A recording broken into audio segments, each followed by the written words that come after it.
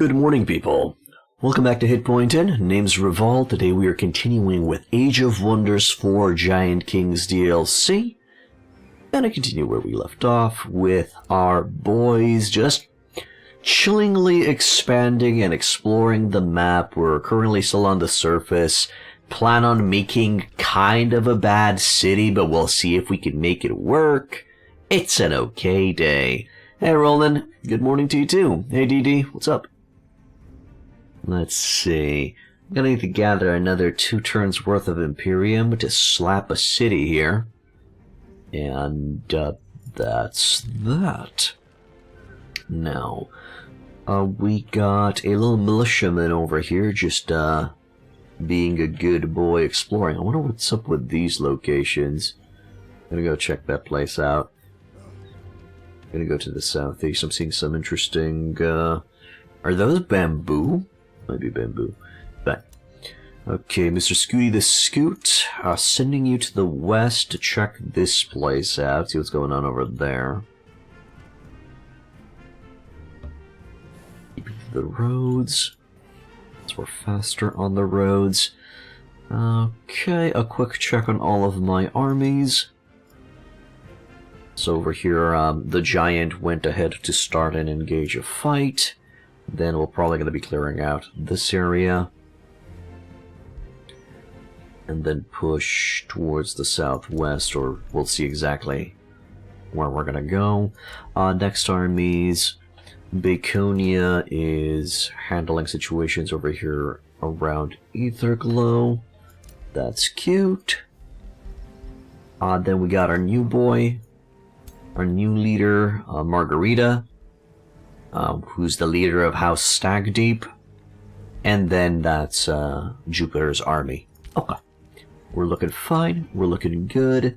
I'm going to be requiring another 100 points to be capable of making a tier 5 weapon. So we're gonna wait for that. Hey Dagio, welcome back. In terms of buildings, all cities are building, that's good.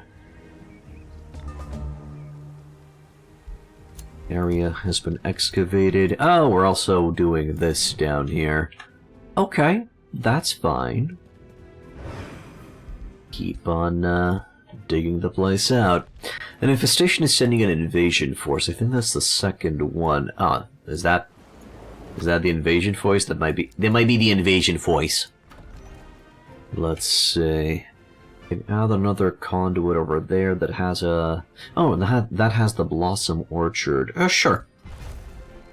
Sure, keep giving me that. I require the mana.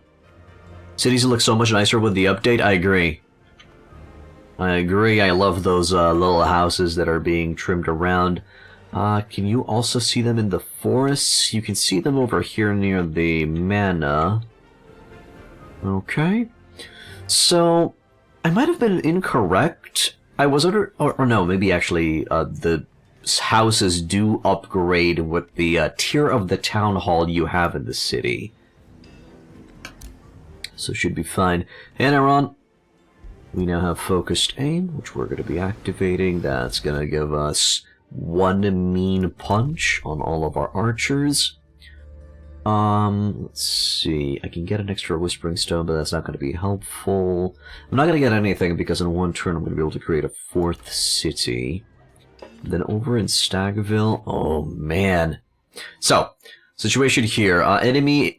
Well, future enemy is currently building a work camp, and he's about to take my mine, my gold vein in the east of the city. I sadly can't grab that mine, because the tiles are... The province is too far. I don't have a town hall so I can grab it. So I guess I'm going to be missing out. But unless he constructs a city there, he's not going to be able to take the Mage Tower. That's fine. I also want to take Silverdell, so let's go and do that now. That's going to be giving me a boost in Imperium by 5, which is not much, but it's not low either. It's going to build up over time.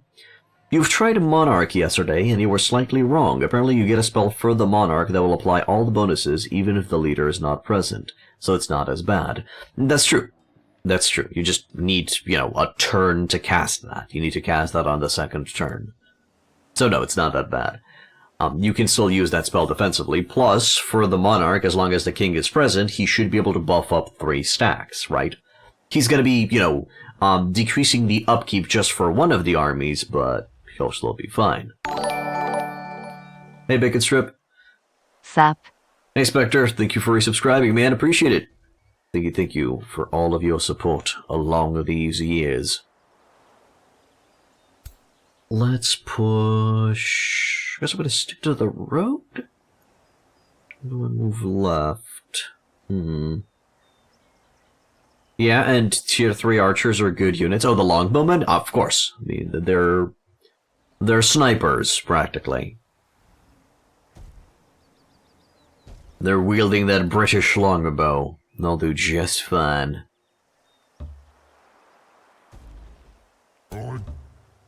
Bringing Jupiter in here.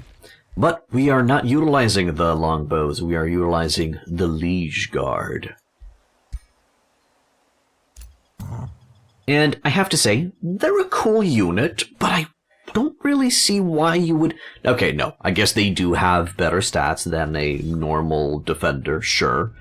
But, I don't know, it's kind of hard to justify why would I need more than 1 per stack, And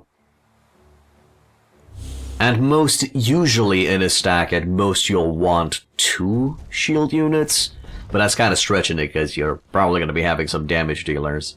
You're keeping that shield unit to just provide kind of like bonus defense stats for those around them, and maybe the occasional taunt, or to tank something. He's there for tanking. And like in any MMO or RPG party, you usually want 1 tank. It's more than enough. So the Liege Guard himself has decent defensive stats. He has a decent amount of HP. He has defense mode Shield Wall, has melee strike. At champion level, he does have Exalted Defense, so when he goes in defense mode, he's going to be providing bolster defense to those around him, which is a buff that stays for 3 turns. But besides that, he's not special.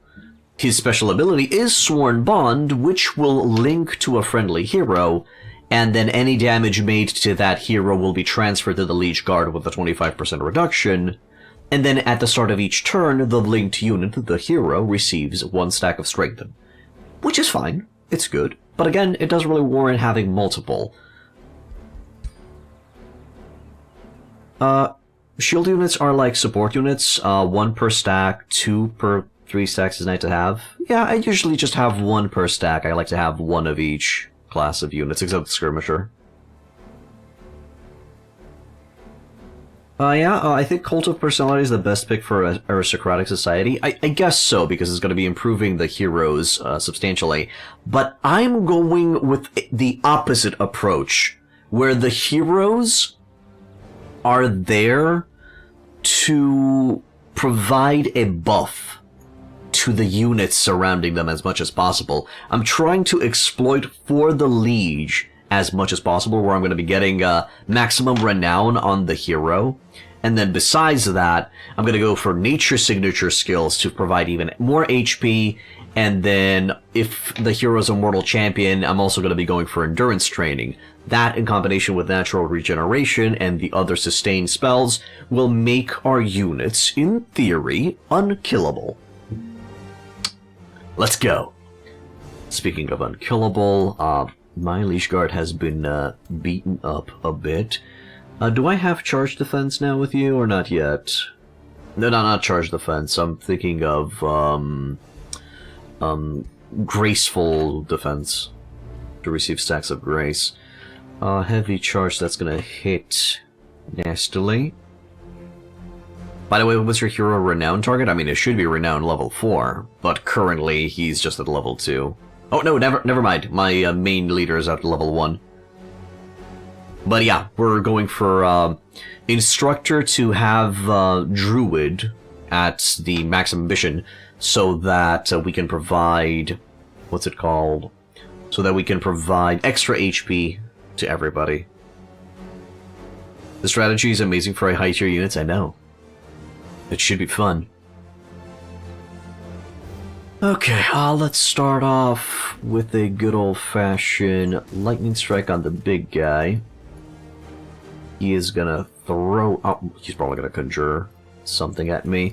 Not gonna put the Liege Guard to tank for the leader, but I am just gonna go in defense mode for now, and then we'll use the archers to just focus the giant down as he approaches. We should be fine. We're okay on mana. We have a decent amount of heals. Every 2 turns they all receive Rally and Fortune. Okay, that's going to be a bit of an annoyance. Also, the giant decided to intelligently move back.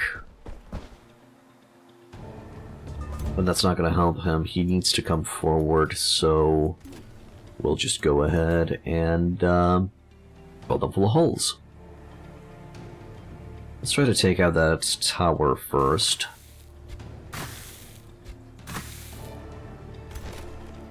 We'll see if it pays out.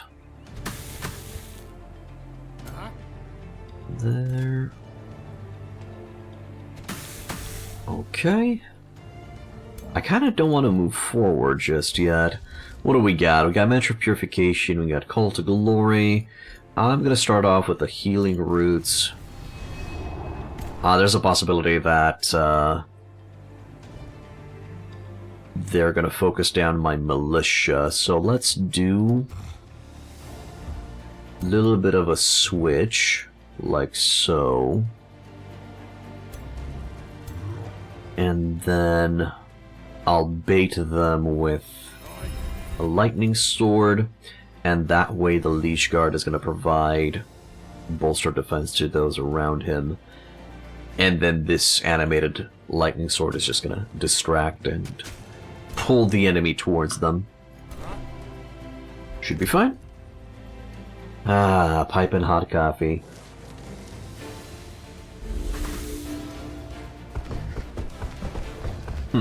Actually, that's, Butcher Ogre might even... Yep. Okay, that kind of backfired. I was kind of wishing that the Butcher Ogre would keep on coming towards me. The giant did approach, so he is in range to just, ruin somebody's day, that's for sure. 45% chance there. I think if I just move forward, I should be okay. Not the best of damage, because he's still in defense mode. Okay, let's scooch one closer. The plan would be to scooch two closer. Well, with this, I should be able to do decent amounts. This guy's just gonna slap somebody out of existence, which is kind of bad. He might focus on the sword, but I can't really guarantee it. I'm gonna go Healing Roots on the Lola guy as well. So what's the plan here? Do I just scooch ever so slightly forward again so we could try to focus down the big guy? Or probably just gonna hit these dudes. I'd like to have a full turn to use focused aim. Let's do it like this. I'm gonna risk taking a big hit, but it is what it is. Hold, hold, and then Jupy. Oh, I can also do... Okay, let's taunt you. And then I'll lightning strike the giant. My sword is frozen. That's actually opening up the Butcher Ogre to do another attack, which sucks. If I noticed that the animated lightning sword was frozen, I would have finished him off with a lightning strike. What do I think of the changes so far? Liking it? Yes, I'm liking the changes so far. And I'm also happy that the Giant Kink is not... The Giant Kink is not as overpowered as the dragons are. Or at least, they don't feel like they're as overpowered as the giants. I don't know, that's how it came out, man. Freudian slip and whatnot.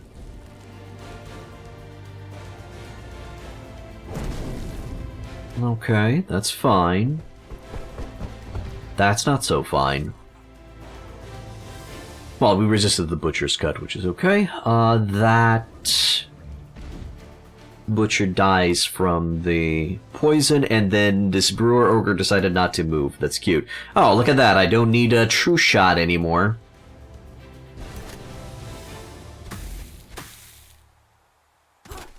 Because my boys have full swing. You brethren are getting out of hand, Rev. Slap them into submission. Oh, my brethren, yes, my, the brothers that I have that are giants. Yes, yes, yes, cool, cool, cool. Let me, finish him off with the little guy.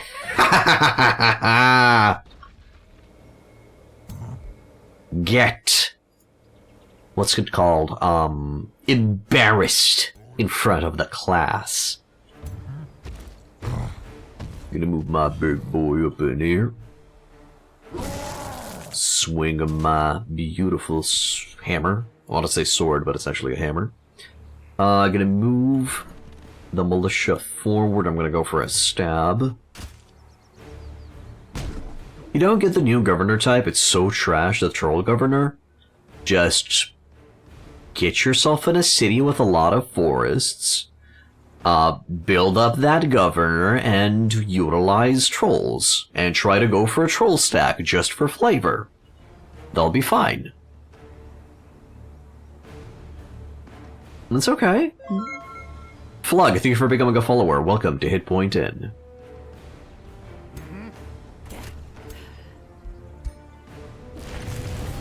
Go ahead and add another Regen on that guy, just so we don't have any surprises. God damn, love the fact that we cleave. Oh yeah, I would fumble those, I would fudge those attacks too. So where's that guy attacking? Ah, it's going on the Liege Lord? Sure. What's my range again? 5. Ah, perfect. I can actually reach this guy, and this is where focus aim is going to come in clutch, because now I have a 100% chance to shoot the pants off of those thralls. Yes. Glorioso. Also, focus aim over here as well to just end it. Okay. Okay. Yeah. You just gotta not rush with the focus aim. You just gotta use it exactly when it's right. So you know it's good. Eagle mount, very fast cavalry flying mount. Okay, that's cute. I don't think my ritualist can get a flying mount. I guess it would be useful to quickly reposition, but I'd rather have him utilize a staff, and I'm going to be giving the staff extra support abilities to further provide buffs to those around him. I think that would be the way. We need more control over governing type. That would be amazing. The new merchant allows to change, but it's too situational. Is there a merchant governor now? I don't think I've seen that one. I don't think I'm aware of that one. Let me check. Prospecting, so Trollkin. Let me just check the Trollkin a little bit.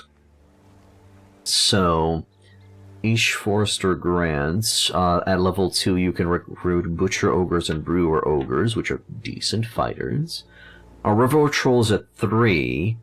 In theory, so the thing is, now and then at level 4 you can get Swamp Trolls. The thing is, with Trollkin Governor, if you can get an ambition that you can just instantly finish, you can just have Swamp Trolls pretty quickly. And the Swamp Trolls are a decent battle mage. If you don't know how to buff up a non-racial unit, you just slap a Scald or a Chaplain in that stack, and oh boy, will they buff up things. So, I don't really agree with this being trash. I think it's going to be interesting. For a game that says it's all about your choice and customization, you can't change governing type. Well, that's why you grab somebody that you want, I guess. 3 Trollkin governors. Okay, I guess the game really wants me to try that out, huh? Hey, Krepny, good morning. The other lets you buy mounts. Okay. The last one allows you to reclass heroes or change governing type on hero for gold. Interesting. Okay, there's some interesting stuff out there that I haven't seen yet, so we got that going. What was the plan with you? I think the plan is just to send you towards Stagville.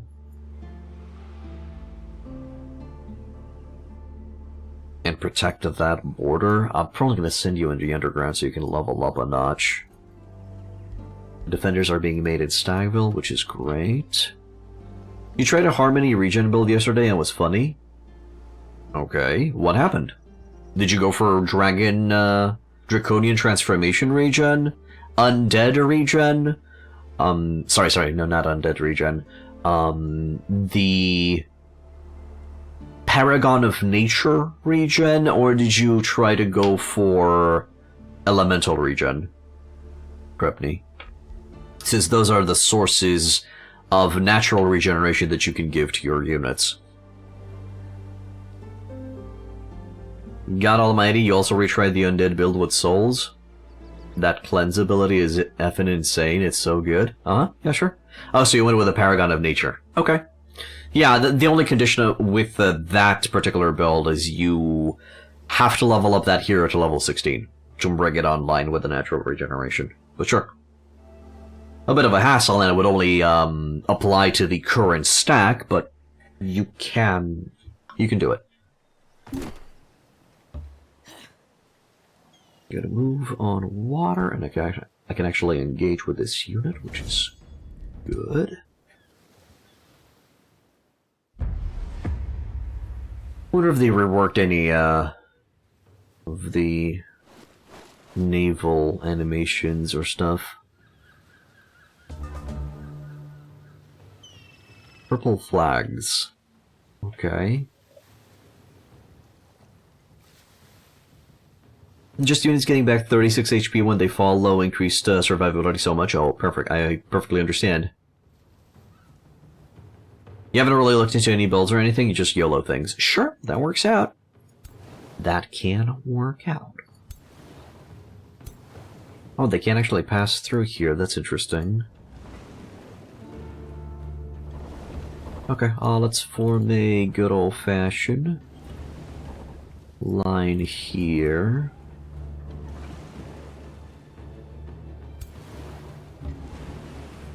I can start firing and missing.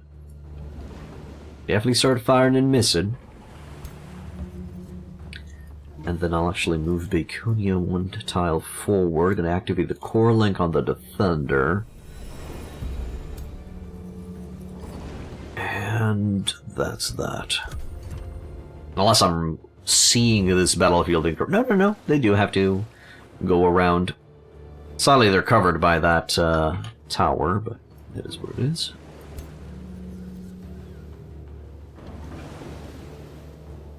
Fire triple shot into that small one at the back. Okay, so I already around that situation. All's good. Out of reflex, I went ahead and read it. Should I stay or should I go? Or do we let them touch us?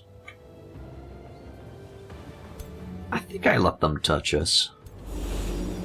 And then we're just gonna provide big boy defense.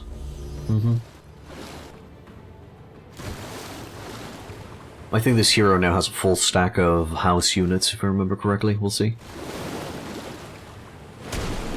Good smack.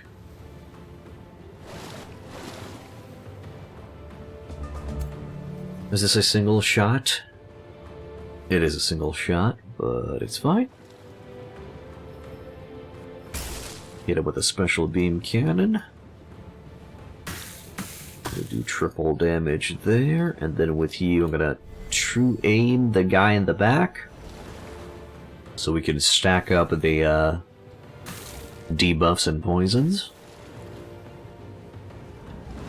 Good. Next, I'm gonna go ahead and take this guy out.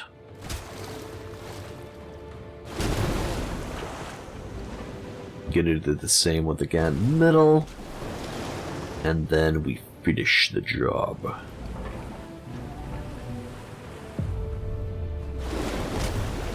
Easy. Also 70 damage. Not bad. Was a crit indeed. But not bad.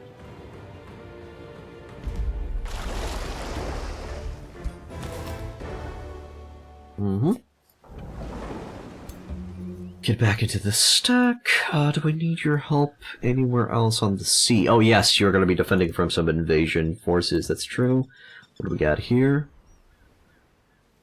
What's this place? Unclaimed Word of Fates.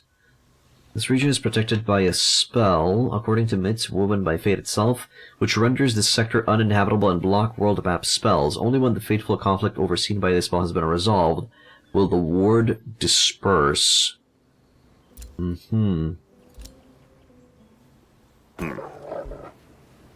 Okay, and then there's a Dark Knight that's just frozen there. Okay. That's kinda cool. Probably have to find another location that I can check out and do. Maybe there's a quest chain that I gotta follow.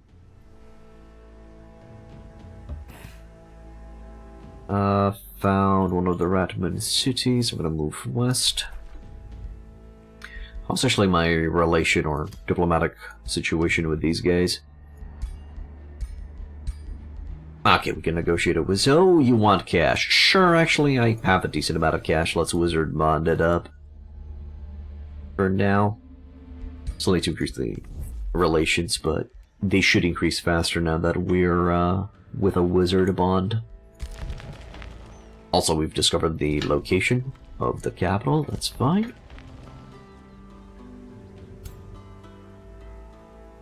Anything else that I gotta keep in mind?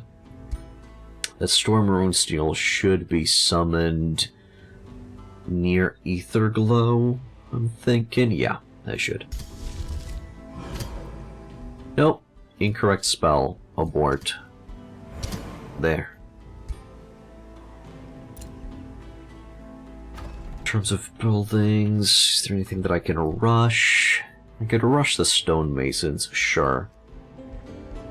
Let's rush that stonemasons, and then I'm gonna lose that location in one turn, so there's no point in getting the castle just yet. Well, I mean, it would be helpful for the dude here. The ritualist here, sure. Library's gonna require a forester, and I'm gonna be getting an extra population in 8 turns from now. Gross. Okay, why do I have such low, food income? Is it just a population? Okay. Probably gonna go for that, hunting grounds. A little bit. To boost the hunting grounds, I would need a forester. I mean, maybe I can get one a little bit later.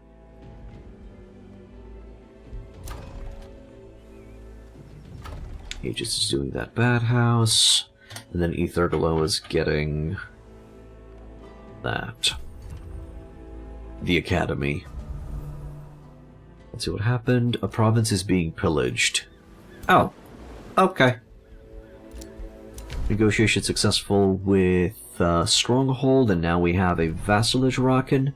And then my claimed province has been captured exactly how I predicted. Area has been excavated, which is giving us a passage, I guess.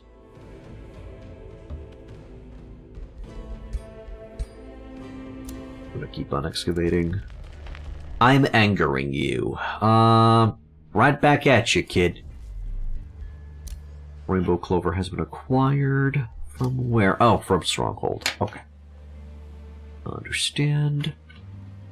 Probably need to finish the job around here with the giant and then go back north. I'm thinking. Because I think we're gonna go to war. What do you want? We have no quarrel with you. How about we change your contract and then we get a night guard? Nah. Nah, I'll fight them. I'll take them out.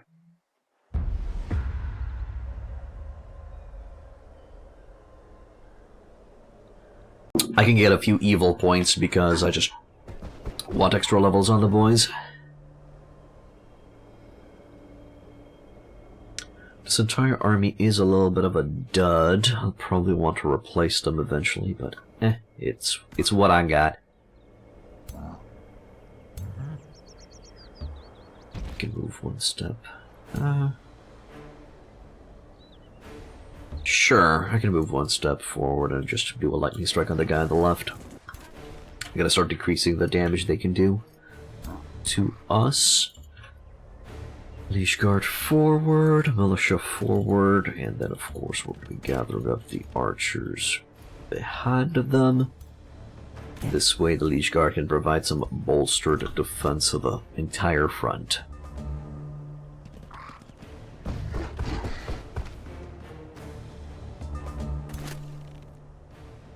Full shot there.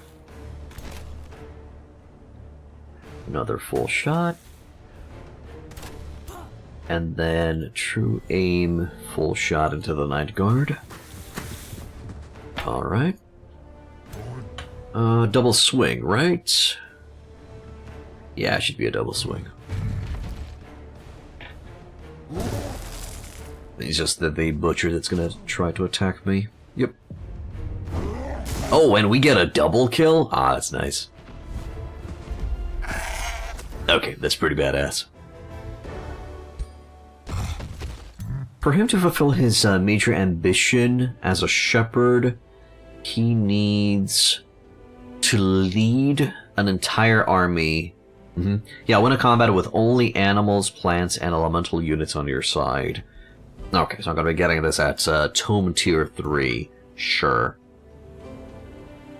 We do go through the forest and then take this guy out as well.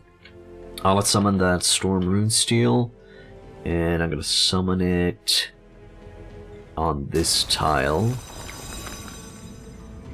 And that's going to add rivers in the entire region. Down here, let's create the Dwarven City. And we'll see if we can make it work.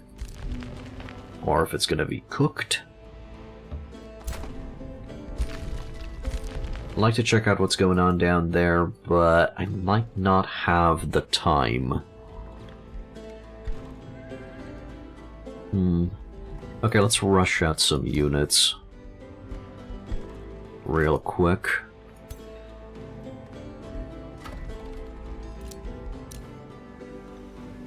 You are gonna go ahead and handle this. You are gonna, I guess, keep exploring east. And you're going west. I think grabbing that tower next turn is finally going to be uncovering this area properly. Oh, right, to the Stackville Defender. Send them to the left into the stack.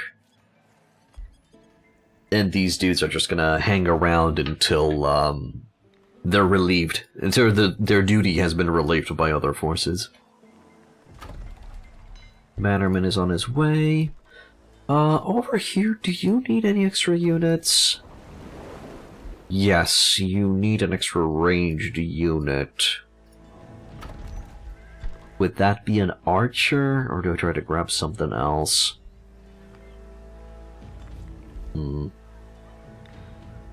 For now, let it be an archer. It's okay, you can always just replace them later. And then this unit is going to go back and meet with the king. And we're going to be forming kind of like an attack force against the against Epoch to the northeast. That should be fine. Okay, I don't need an extra Storm Runesteel. I mean, I do need an extra Storm Runesteel for Stackville, but that can wait for a little bit. Turn. There it is. The sign of the cleft shield aftermath. Okay, so let's train my sword arm even more. But I learned the sign of the cleft shield enchantment, and I don't want it. I'd rather have my shield units be shield units. By my blood, my shield bearers may hold the starbound power. So I learned that about I go to 1 HP, or protecting the meek is once more Shield Warrior's calling. We'll roll with that. Oh, hello. Shop of Secrets. An advisor reports that a mystical seer sets up shop northwest of Stagville. A little bit of a typo there. Offering knowledge of faraway territories and rulers. He visits you the same day. I sell secrets, Lightning Lord.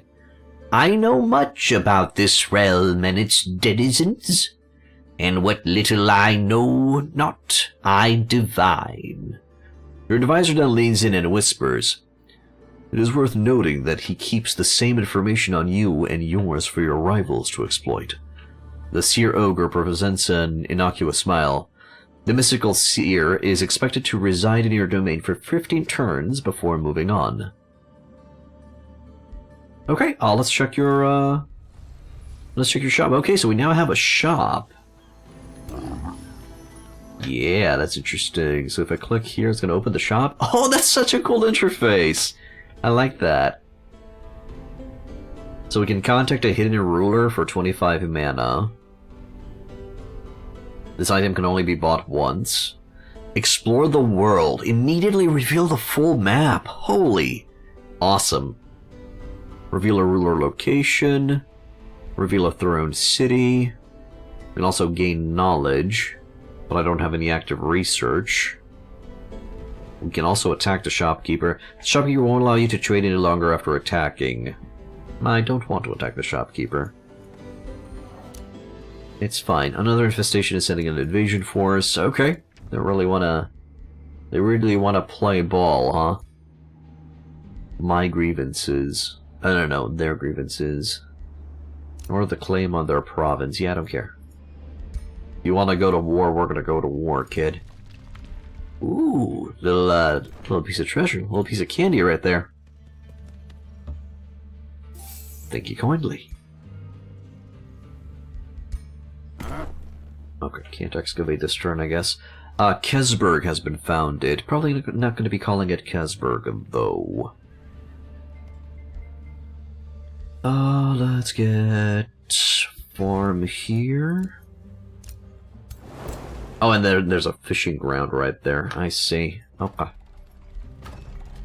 Could have definitely used a little bit of a better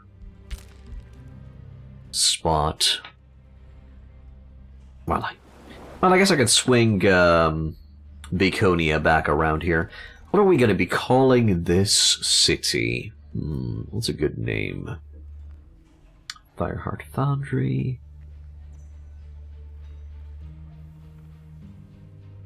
I mean, I guess we could just call it Fireheart.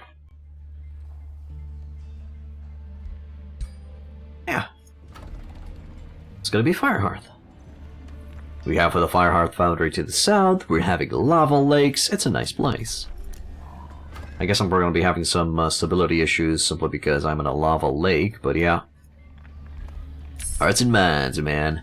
We now have Blossom of Life, which is going to be giving us a huge sustain on the battlefield. Animate Flora. Transform into a Floral Stinger under your control. I'm kind of meh about it. Give me the Wayfinder enchantment. Aegis can annex another region. I probably want the research post of the southeast. Then I want you to start a fight here. Let's go.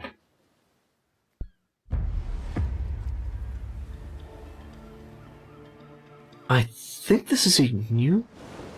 Well, I don't really have a lot of naval battles, but I feel like this is a new map. Also, that's a biggin. That's a big boy. A bit dangerous. Deal damage to adjacent enemies. Enemies are 2 hexes away. Sustain half the damage and are pulled towards this. Uh-huh. Okay. Yeah, I'm going to be focusing down that Kraken as soon as it gets close. So I think I'm going to be setting up a defensive line over here. I'll probably connect the crystal to a defender, because our hero does have second wind. And also has a on-demand heal if needed. So we'll roll with that, I'm thinking. I wonder if the Kraken has a blight weakness. Oh. Oh, right. Those units are now skirmishers, so they're going to maintain their distance instead of getting in close and getting spooshed. I see. Well, now that its ability is on cooldown, it will go into melee next turn. I can slap. So what's the weakness on this thing? It does have a lightning weakness and a frost weakness. I can work with that. Let's start off with... I'll start off with a true shot.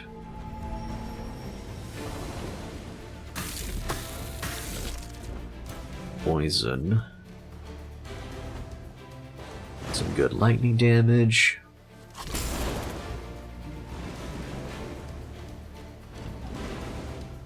You can't move. What?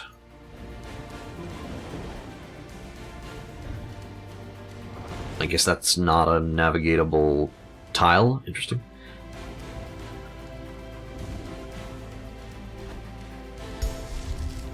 Blossom Life. Is it worth it?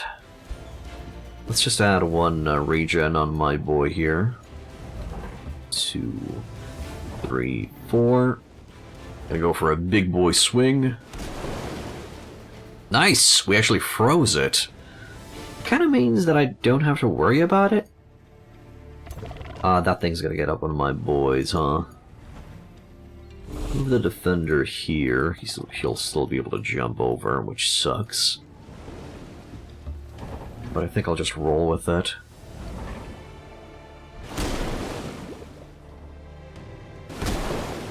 There.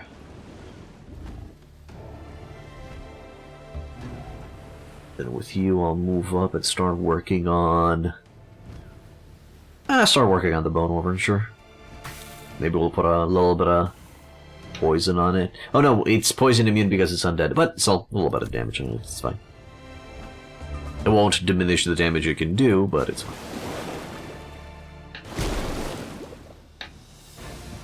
Good response, but not enough. Yep, it did what I kind of thought it would. It did have a location where it could place itself there.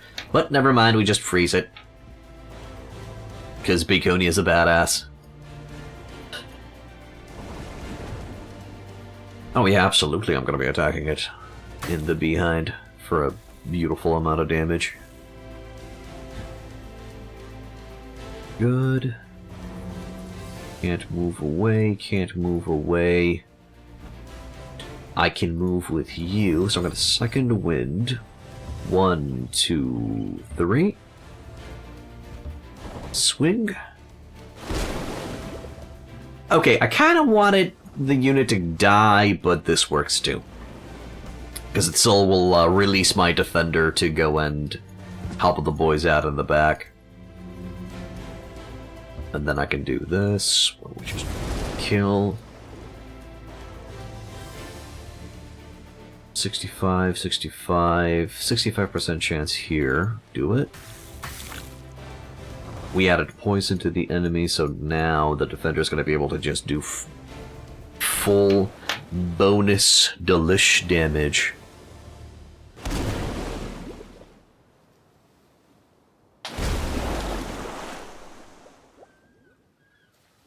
Morale low on that dude, but he's still frozen. Does that mean that he'll remain frozen until the end of its turn? Yes, it will.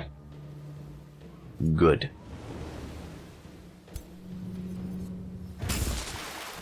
Attack from there. Elemental attunement, but it doesn't matter, because it's dead.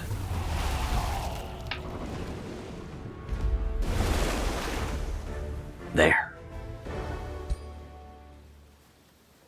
Looking good, boys. Bikoni has received some ambition. Rank up units in this hero's army. Oh, because you're an instructor. Man, I was under the impression that she's a shepherd. Okay. I mean, well, I guess a trainer's gonna be good as well. Not gonna be providing as much bonuses as a shepherd, but, it'll do. It'll be fine. Go grab that little freebie on the left. I'll move back east.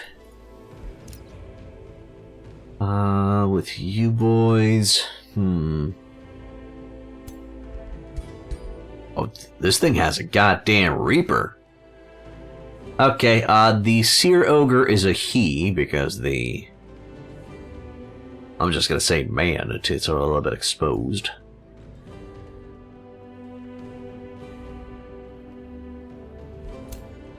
Then, let's see here. Archer's gonna be arriving soon. I'll rush that bathhouse and I'll rush that bannerman out.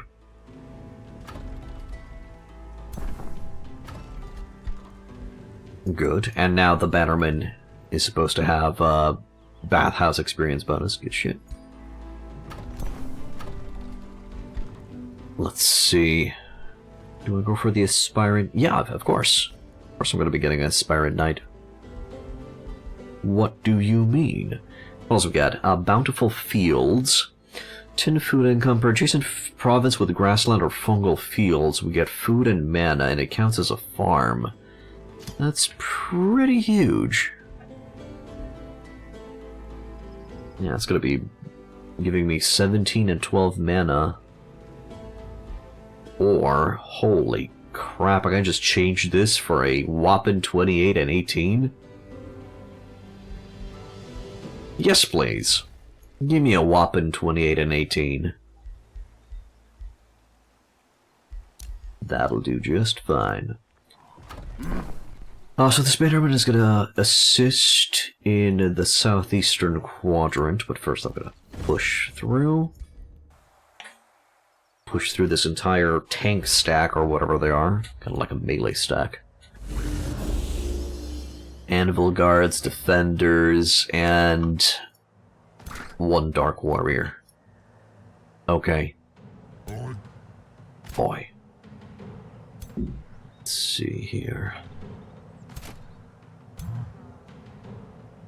We'll want to probably move up and launch that. Upsy-daisy. Yeah, these guys are gonna take, sadly, the crit bush, but it is what it is. Defense mode, shield wall, bolster defense for all of those around us. He's gonna go for a stun. No, not gonna go for a stun, just goes for a regular slash. Sure. Shield walls are going to take place. So, a healing roots costs me 10 mana, while a blossom of life costs me 45. So it's practically 4.5 healing roots, but it only costs 30 casting points. So it's a little bit more efficient that way, and it has the potential of hitting 6 units. Okay, let's... Oh, never mind, it has the potential of hitting... entire armies, sure. Let's fill them full of holes. Gotta spread the loving around.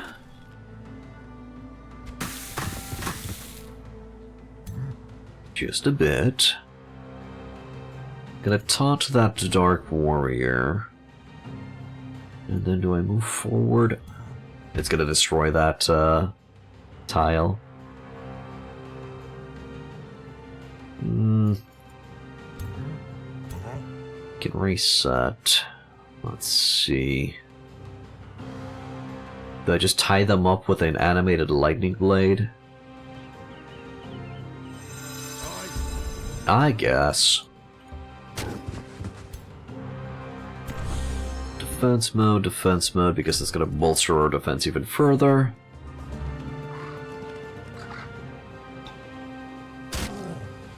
Regeneration is giving us a decent amount of stats. They're getting occupied with the lightning sword, which is also going to force them to not be in defense mode to bolster the defense of those around them, which is great.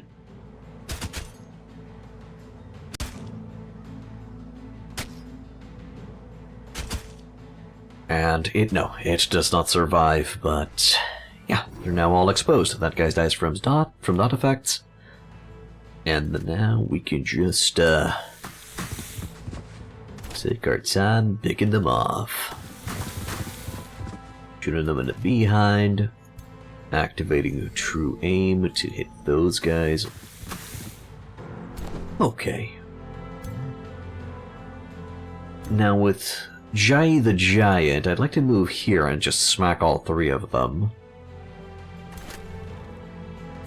So let's try and do so. I don't think I will be able to. I don't think I have a damage spell. Oh no, never mind. We utilized his attack, so I can go behind here and start swinging. My dude here has his back a little bit exposed, so we're going to try to cover it with Militia. And then we're going to end turn. Hey, Judge Dredge. Yes, everybody says that. Everybody says that. He is indeed a big, awesome, Jon Snow-looking big boy. Although some people have been saying that he looks like Odin, too. And the reason why I'm calling him Jon Snow-ish, or the first time, is just the armor kind of reminds me. But nah, I think he's giving more of a Odin vibe.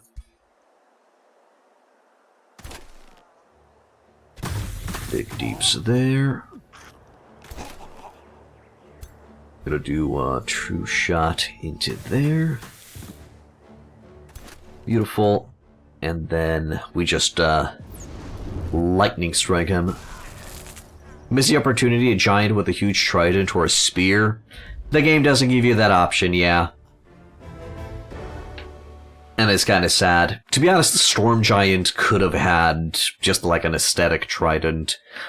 Maybe the aesthetic trident is in the cosmetics section and it needs to be unlocked. Or maybe not. We'll see.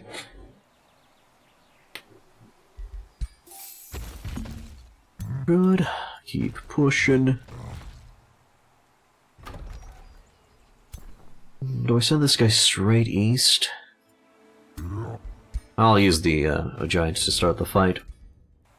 Oh, I don't think I needed to manually do this one.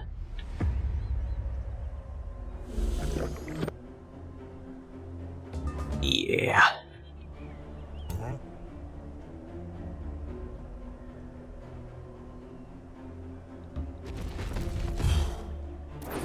Lightning those piggies. Liege Guard are gonna have to move up to catch up. There we go. To turn.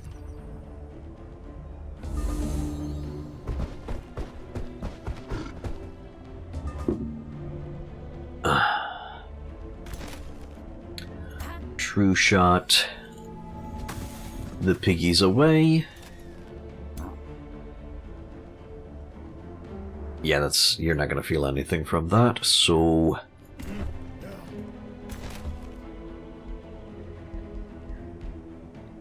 I guess little bit of a pick-me-up. Dude's coming in, he's attempting probably a... Nope, does not attempt a freeze. Gets a hammer in the face, though.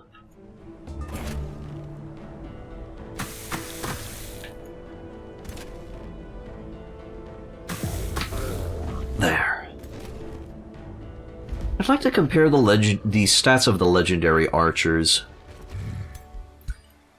Let's see. Hello, Mr. Legendary Archer. Ooh, love that little, focus aim effect on the tip of the arrow. Oh, that's sexy. Oh, I like that very much, good sirs. Right. So, at legendary rank, a archer sits at 108 HP. If we wouldn't have hardy, it would be at 100. So, decent amount. 2 defense, 2 resistance, 32. Our range should be increased because we now have Eagle Eye, so shoot bow should be at range 5. Okay. What do you think of Warding Tome? Very situational, although the Arcane, not the Arcane Guard, the Summon Warrior Spirits is pretty good. The Warding Tome is very, very powerful against enemies that do elemental magic, or just magic damage in general. A shield unit? The fact that you can have a shield unit and just a token monster that can take a hit on demand is pretty good.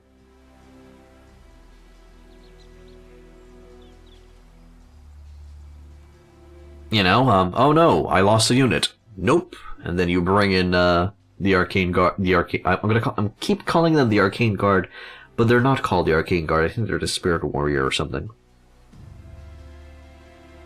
So I still like it. I still like that. Alright, so shoot bow is now doing 14 plus 3, 17 damage per hit. Not bad. Decent amount. We can also add poison on the enemy. We can also, for 1 turn, get our full damage swing going. So we can attack up to 3 times. What's 17 times 3? 38, plus another 17... 55? So am I correct? Did 55? Yeah, I think so. Cool. So yeah, 55 damage is substantial. Now, we just need to get these boys rockin' east. I will have to take out one of the archers. Oh right, the militia needs to be replaced as well. Probably going to be bringing a aspirant knight over. Just feels weak. You don't know how not to give any structure. Okay, let me just go through the Tome of Warding as well. Get an idea of what we're talking about. So I'm just not talking out of, you know, bad memory. This feel weak, I don't know. Okay, not getting a structure. Tier 1 shields, lots of culture habit even though it is summon. And in the invulnerability mark cannot be cast on the same unit. I know, but that is a clutch save. So, Phantasm Warrior. Can't really check the stats of it. 60 HP, 5 defense. That's not bad. Also, I think it comes out as an ethereal unit. So as an ethereal unit, it won't be affected by certain debuffs. I need to check. But Staves of Warding, that's amazing. Make support abilities, grant +2 bolstered resistance. That's huge, dude. That's huge. Mark of Invulnerability, target-friendly unit becomes invulnerable, and it's a cleanse, so that's not bad either. I think this has been buffed. Did it always remove negative status effects? But the fact that it's also a cleanse is pretty good. Magical wards. Yeah, that's just awesome in general.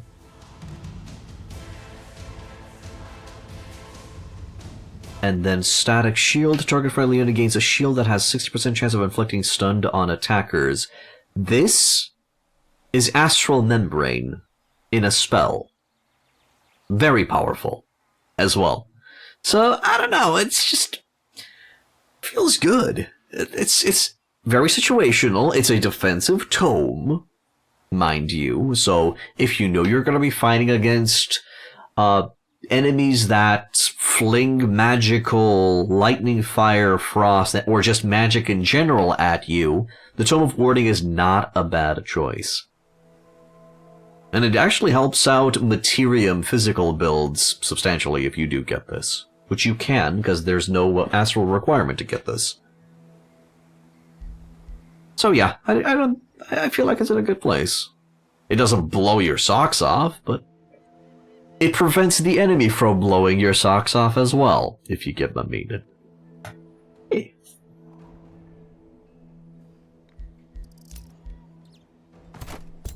Okay, let's see what's down here real quick. Guess I'm going to be excavating this. And... wait, what? I canceled that? It's adorable.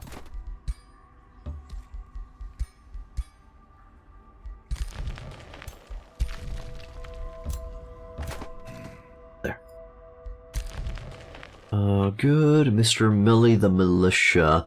Oh, it actually shows that the place has been warded off. Interesting.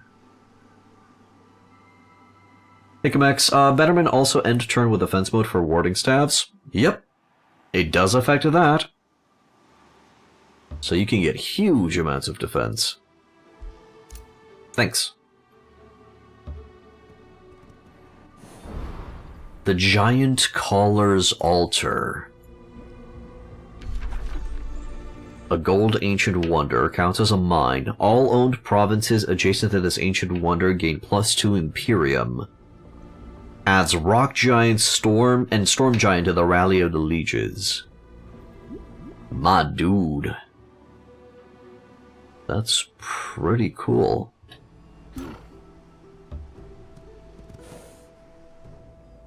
Oh, and I love those ruin things. Ruins, monolithic structures of an unknown age. A quarry can be built here. A research post in this province will grant +2 knowledge income. Nice. So they added the ruins from Planetfall.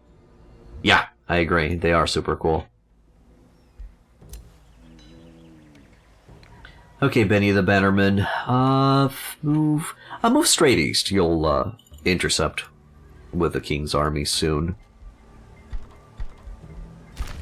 Production for a Firehearth. We don't have a governor here yet, which is okay.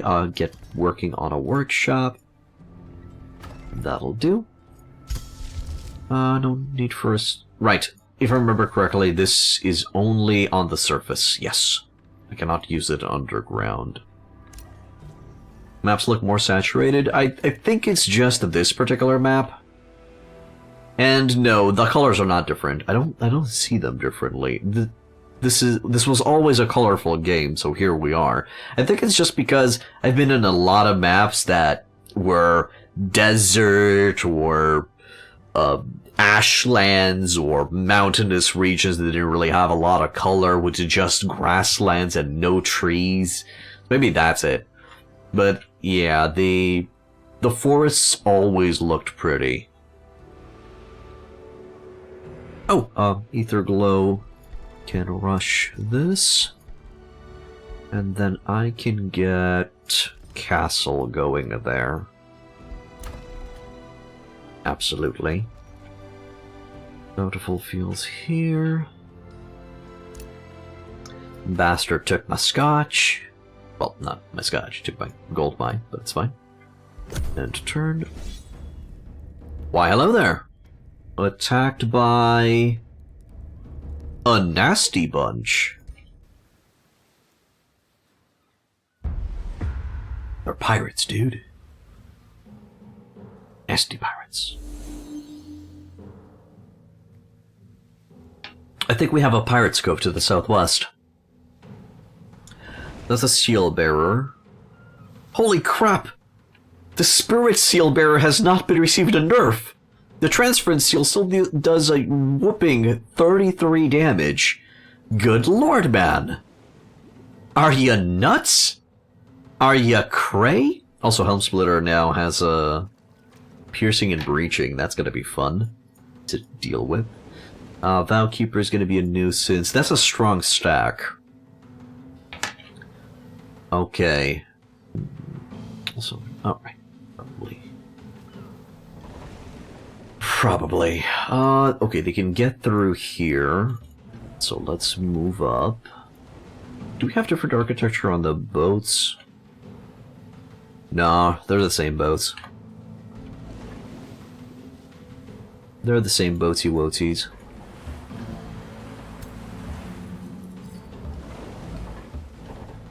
Four. Oh, incorrect. Almost made a mistake there. Defender needs to be on the front. I'll go ahead and link the defender. Pardon. And we'll let them come to us.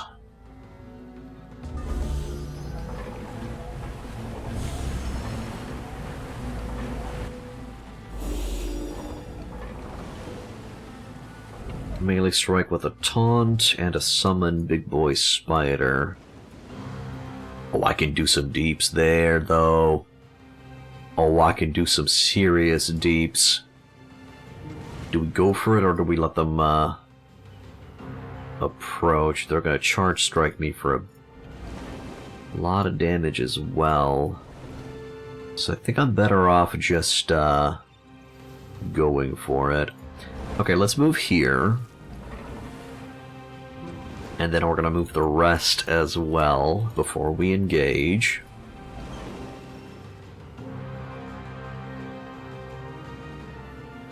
Just the 65? Oh, they most likely have the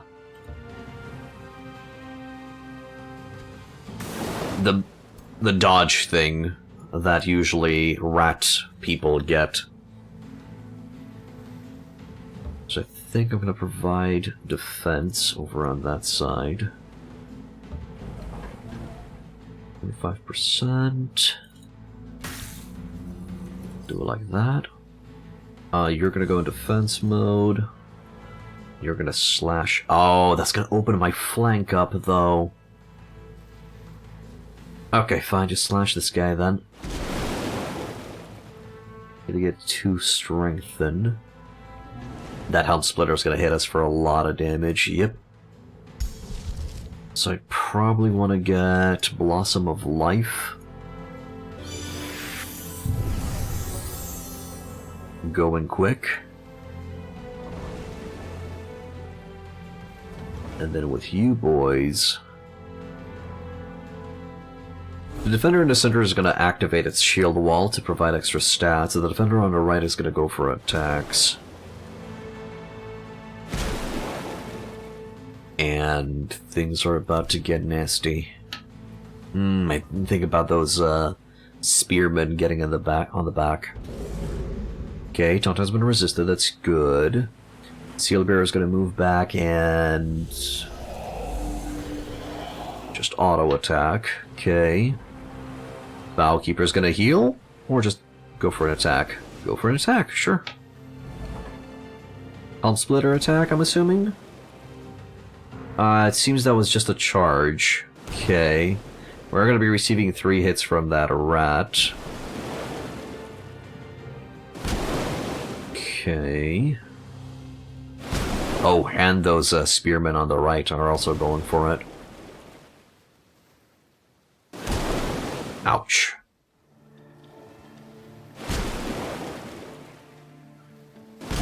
Very bad decision from the AI. Yeah, he could have went into a helm splitter.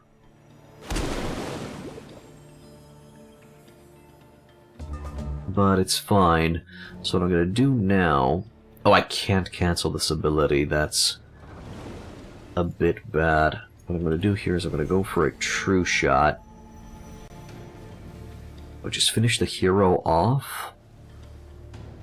Or do I just fill that dude full of DiMaggio? I'm gonna be able to do a lot.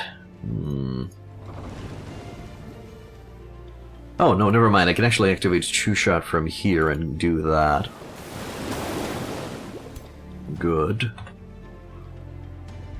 Then, let's see. Measure of Purification is going to give me 15 temporary HP. I can go for another Blossom of Life, and that's going to give me 5 stacks of regen. I think it's going to be Measure of Purification. Let's roll that. And then you are going to also roll... Oh no, not a heal. Definitely not a heal. I'm going to roll Second Wind. You have enough to finish? Oh, you don't have enough to finish. Alright, let's do that. Will the Lithoran Core have enough? Not really. But now the hero can kill. Oh, I can do a lot of damage to that Night Guard. Let's... How am I doing so much damage to that Night Guard, though? Probably because they're poisoned, huh? And they're stunned. Great. These defenders are going to be doing the same on the right.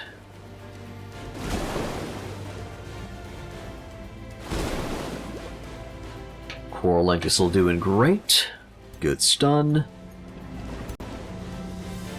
It's not gonna be enough. Ah, man. Frustrating. And both can do a lot of damage to me.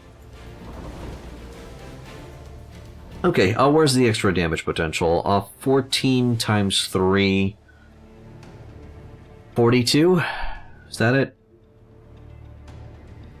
Yep. Okay, and you can do just 17 damage now with Helm Splitter? Oh, that ain't enough, son. Okay, we're killing the hero.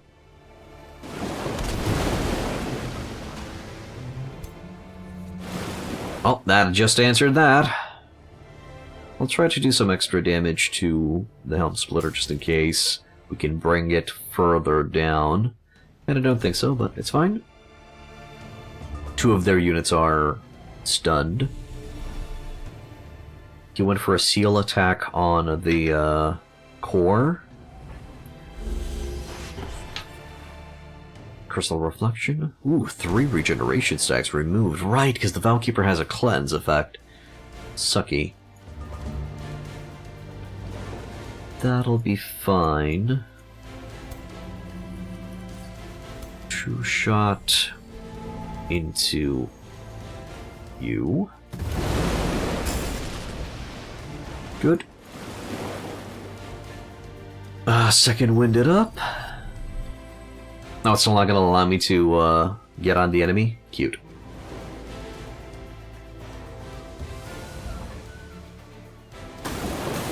Try to do some damage there. Good shot. Good shot. Oh yeah, straight up murk that guy. What's the Valkeeper gonna do? Heal a dead body?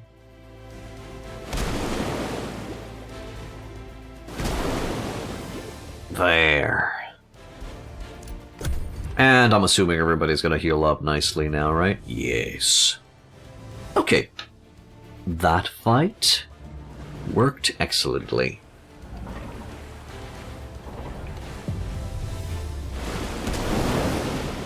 Nice.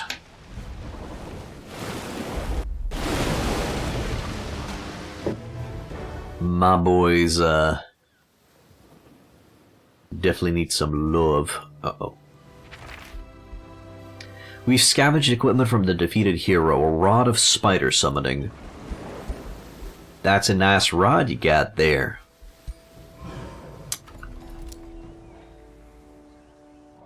I think I'm going to be giving that to the ritualist.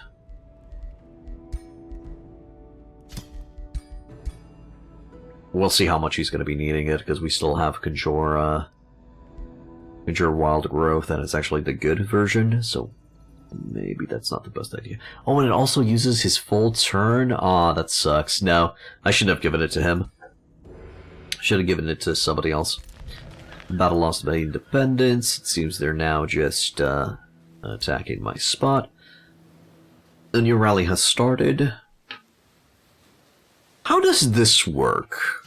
So if I recruit this bannerman, will this guy be considered a unit of House Aegis? Is that what's gonna happen here? Let's go. I'll recruit you. Oh! It's allowing me to select to which city the dude's gonna arrive to. That's huge. Oh, that is, that's pretty delish, man. That's pretty goddamn delish. Is this new? The fact, yeah, no, it's clearly new. The fact that you can choose to which city the recruits are gonna go to. I could not do that before. Okay. I wonder if it's only applicable to the Feudal Aristocracy.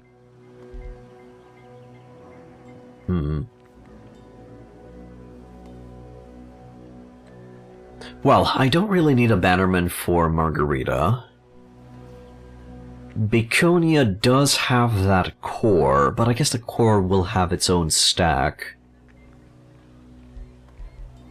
Okay, I'll recruit the dude in Etherglow. Sure. Not gonna go for a gargoyle. Another ruler was denounced. Sure. Remains of Balkan the Warden have been retrieved, and then Baconia can get that committed charge for an extra retaliation. Oh, that's huge.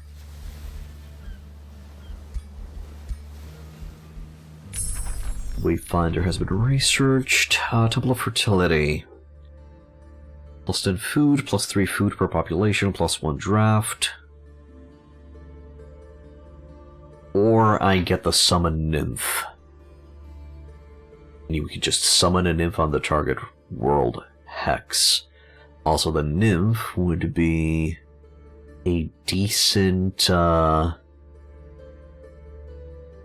support unit that could replace the Bannerman, but I do want to check test the Bannerman out.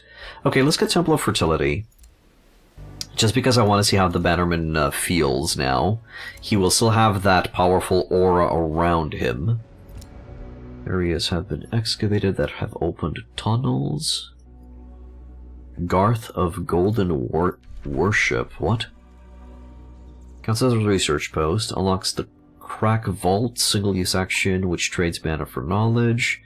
And I can get a Progenitor Golem. Oh, I guess it's just the Fog of War that's getting in the way. Sure.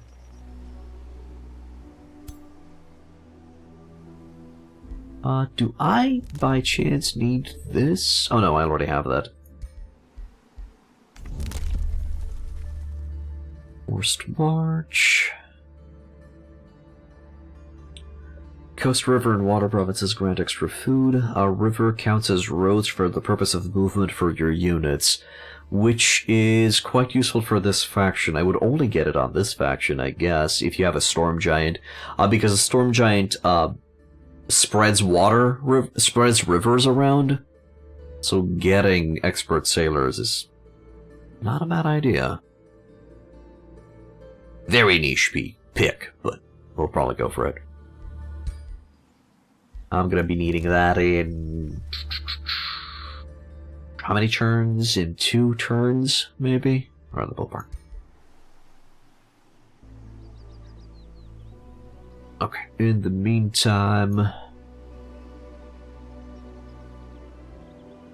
you boys gotta bounce.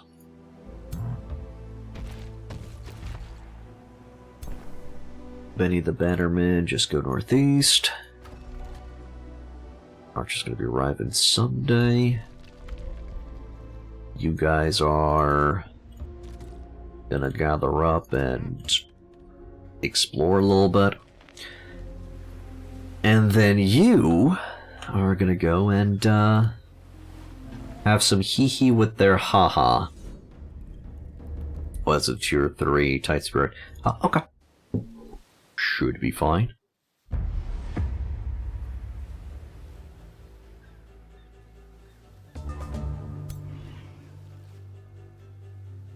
Tidal Wave. Deal damage and pushes units in a 4-hex cone. Nasty. It's a good thing that the drenching phase is not going to allow it to also utilize Tidal Wave. Probably would have been a bit much. Charge attack? No, just fighter. Okay. Move up here. Let's get the formation going. Go ahead and activate Second Wind into heal.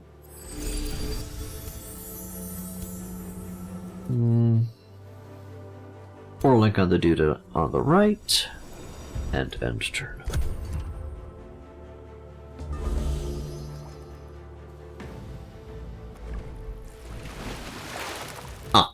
Okay. Ouch. That hurty. Hurty McGurty. Mr. Tide Spirit, you have a lightning weakness. You have fire resistance and spirit resistance. Understandable. No changes will occur under the light damage.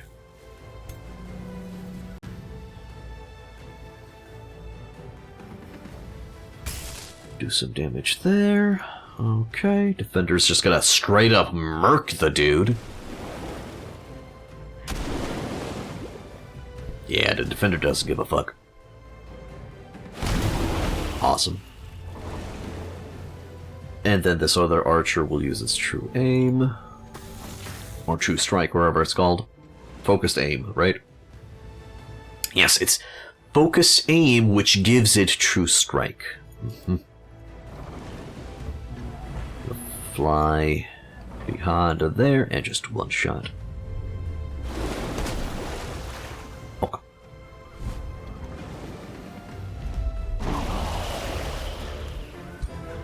Enemy Dunzo. I'll probably pull these guys back. Oh, right, I should send them into the underground to the north. Okay. They'll just heal up on the way.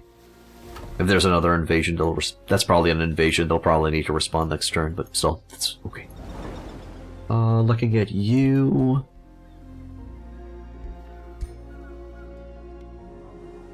Don't think I need to do anything else. With you... Can't really dig anymore.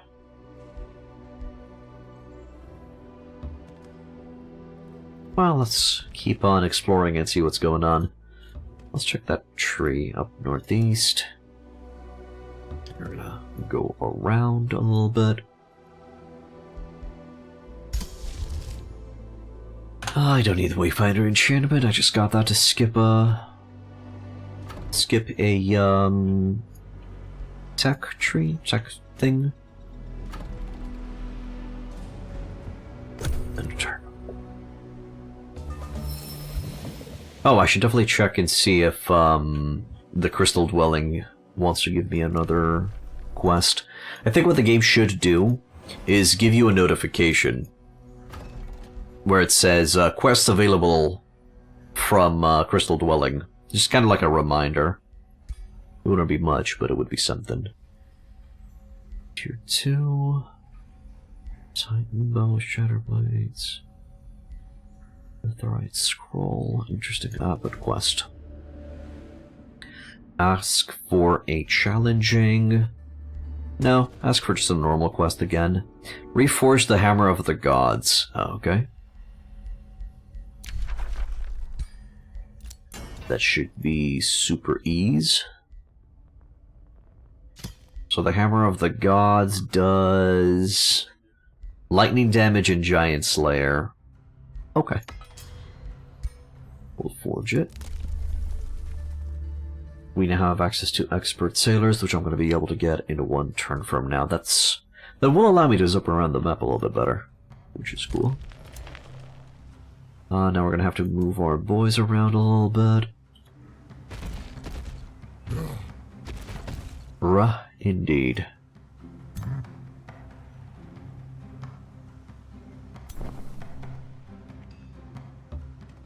Move here.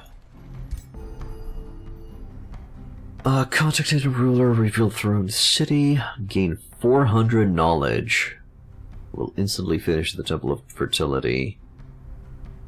And I can buy this as many times as I want? I think so. Contact a hidden ruler, confirmed. We now have met Aaron Coldseeker, okay? I don't want to reveal the location. Hello, Elvira Demon Queen, welcome. What's up? Well, let's move up. Move above ground. Any enemy movements from the south? Not really. I wonder if these guys could take on the Fireheart Foundry. Probably not. Okay, we'll move down here and clear out that Deep Sea Nimue, which most likely has some water elementals with it. You're good, enjoying the new changes to the Feudal a lot. Personally, I really love the aristocracy subculture. really am enjoying and having a blast with it. Also found together like a, in theory, a very, very powerful build. Sure, absolutely. Kind of like a HP stacking regen build. Longbows are actually really powerful. I think they can, I think they outrange mage locks. So yes, I agree, they are quite powerful. They're probably on par with Zephyr archers, maybe even a bit more powerful. You've been able to use your longbows the whole game of 150 turns? Oh yeah, absolutely. Definitely longbows can be utilized in all phases of the game. Absolutely, I do not disagree with that one bit. All's good. We've met the city of Vavan. Or Vaven. Or Vivan. Yeah, I'll probably try to make buddy-buddy with them a little bit. If you use the monk book, they become crazy. You're talking about true aim. Yes, I agree. They give them one turn of full, unadulterated, across-the-map damage. Yeah, I can get it. I can see it happening. I mean, I sure hope you went for Tome of Winds as well, right? Sure you did. Clearly you did. Good old Tome of Winds with Seeker arrows, right? You actually did not. Oh man, Elvira, what are you doing? You're telling me a strategy here, but you're not maximizing it. What? It's fine. No worries. You're welcome, I guess. You went full Materium with Order? Oh, then there's no problem for you to get Tome of Winds in there as well. Because one, if they're close and you use the special skill, then an of Jam or the Universe. Yeah, I've already explained it. Sure. I get you. Is that a creature cage? Oh, I guess that could give me something interesting. It might just give me a dud. Stormbound Maple. Interesting. Okay, and then with a scoot over here, I guess I'm just gonna scoot to the southwest a little bit. And we'll see what's in this general area, which might be a lot of nothing.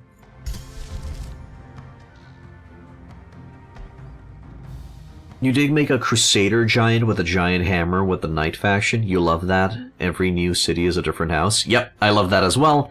I'm currently rocking the House Jupiter of Aegis, which is our Storm Giant. We have House Aetherhall. I think it's called Aetherhall, right? House Aetherhelm of the city of Aetherglow. And we have House Stag Deep of Stagville. For now. Currently working on a fourth city that will be down here, called Firehearth. Hammer's crazy as it can hit 4 units if they're lined up in a swing. Are you talking about the Warhammer? Or is it a different weapon that I haven't noticed yet?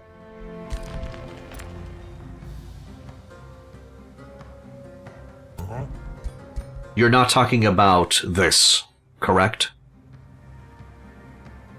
The Giant's got a one-handed hammer. Oh, you're talking about this. Oh, it hits 3 if they're lined up. Not 4. Am I missing something? Is there an upgrade to this?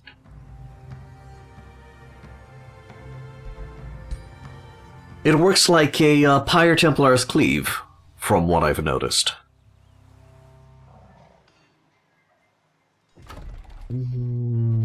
Someday.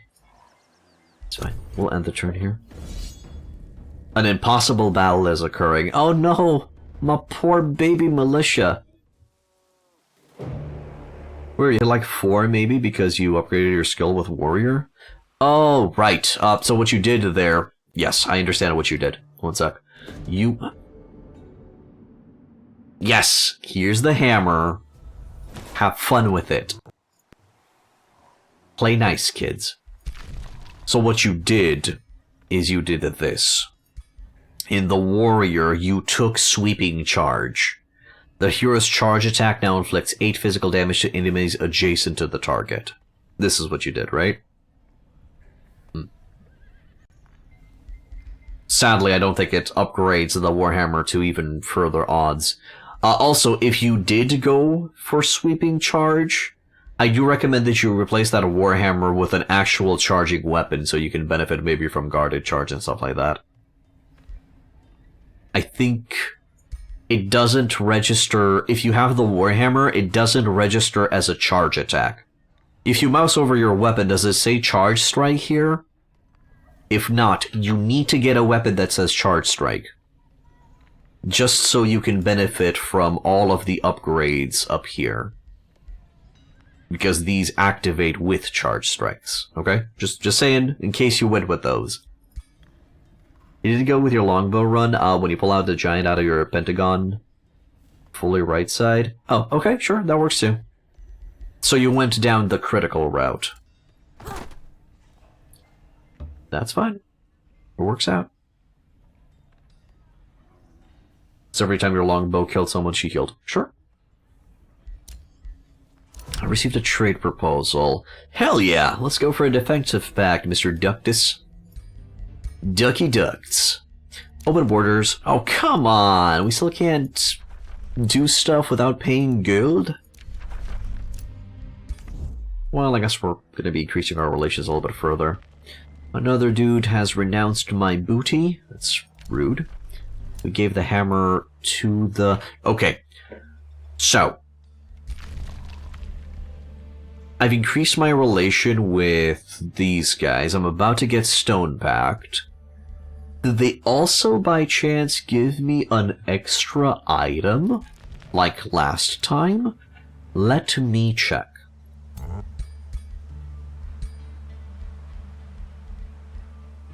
Okay, I guess they didn't give me anything this time around. Oh, wait. Piercing Mantle of Fortune. Ignores 2 status resistance, and it gives attunement Starblades. I do not remember having this thing. Okay, so the quests from the Crystal Dwellings are giving you stuff, but the game doesn't say that it's giving you stuff. I'm conflicted about this. But I do say, this with Defender, if you get the Spider Mount, it lets you leech HP and other things and upgrade all defense modes, it becomes unkillable almost. Yeah, sometimes the game does that, I've noticed. Yes, I already know about the, Defender build. I'm kinda going for a Defender build on the Giant as well. You usually want to get, Graceful Defense into Tireless Retaliator, and then you go back up to the Vigor, and go on the right side for either Braced Defense or Defensive Master, depending on what you need to do. And then you just need one source of lifesteal from either a ring, or a spider mount, or from lifesteal on your weapon, and you'll be just fine. Now hey Bacon Strip, what's up dude?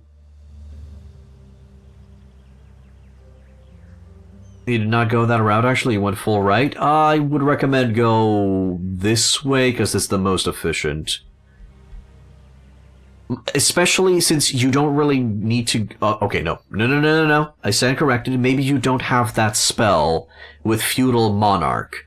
But with Feudal Aristocracy, you receive access to Hold the Line, which is a friendly 1-hex unit radius, defensive master charge resistance, which is good. You don't need the right side of the defender's tree if you're going to be getting this. Or at least you can delay it for later. Yeah, no worries. How's the giant skill tree? It's, as I said, not as overpowered as the other classes, but it's fine. For example, Hurl Lightning is going to make you into kind of like a Spellblade Skirmisher thing. The Conjure animated stuff is more useful for a Ritualist. And then the left side is just giving you some interesting item forging options. You kind of want to rush Forge Master. Huh. Interestingly enough, you might not need to rush Forge Master because, well, I still haven't found any of that juicy fragments. Sadly, a lot of people are complaining about Giants being OP, even though Giant can easily be killed. I mean, if you just focus it down. Plus, he's going to be taking bonus damage from polearms and other giant slaying thingamajigs. And I have to say, sure, Giant is powerful, but Dragon and Eldritch Sovereign feels a lot more powerful. I feel like, especially in the signature skill options, these seem to be a lot tamer. They're closer to a mortal champion than anything else. I literally said polearms, which are halberds and deal damage and stuff. Yes.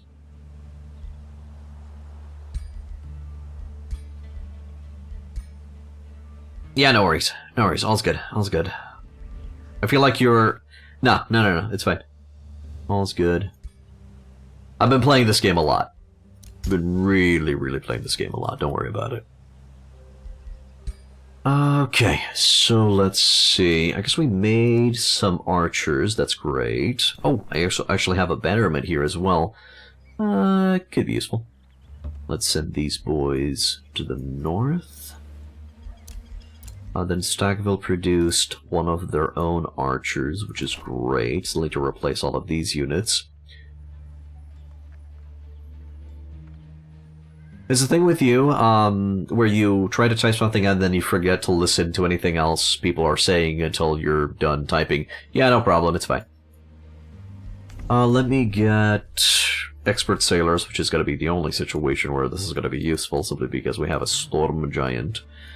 Do I want to declare a justified war on the dude and just go to town, just take that outpost out, and just start marching? Probably. Yeah. We're gonna gather up the forces and we're gonna go on a hunt. I really need to reveal the Throne City because I found it, and I need the mana for something else. So that's fine. Separate stack will be needed. You rarely play anything else ever since Reavers released. You main Reavers with range classes full-time, so you never tried Defenders or anything else. Sure, you're missing out a little bit, but okay.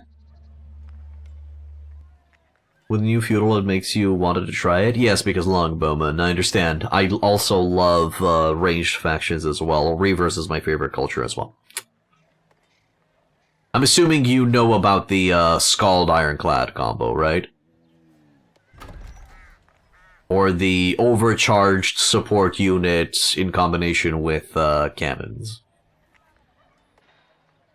Or, you know, with ironclads. That works too. Okay. All's good then. All's good. By the way, can somebody check... Does overcharge now work on any units? Or does it need to be a construct?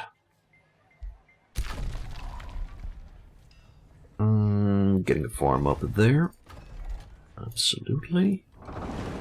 You guys are going to have to move soon. You guys are going to reinforce down there.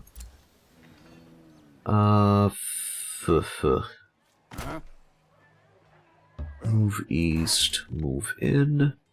Gonna be needing... What? 2 extra defenders and 1 extra archer here. Finish that building. Give me an extra archer right off the bat. Is it a right off the bat situation? Sure. Give me a defender. Good. I can't really get aspiring knights just yet. Surf quarters, 10 draft, 20 food, not bad.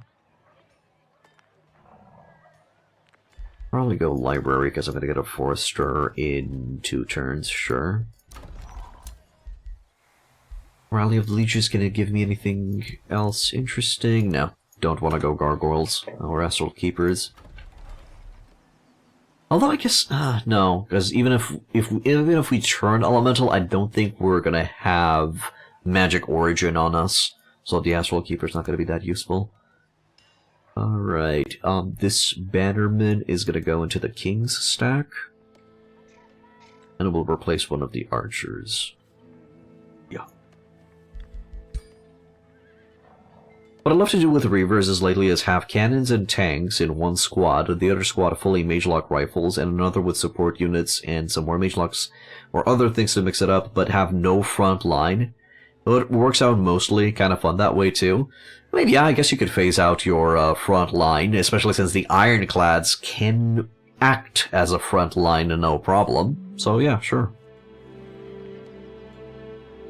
My go-to formation with Reavers is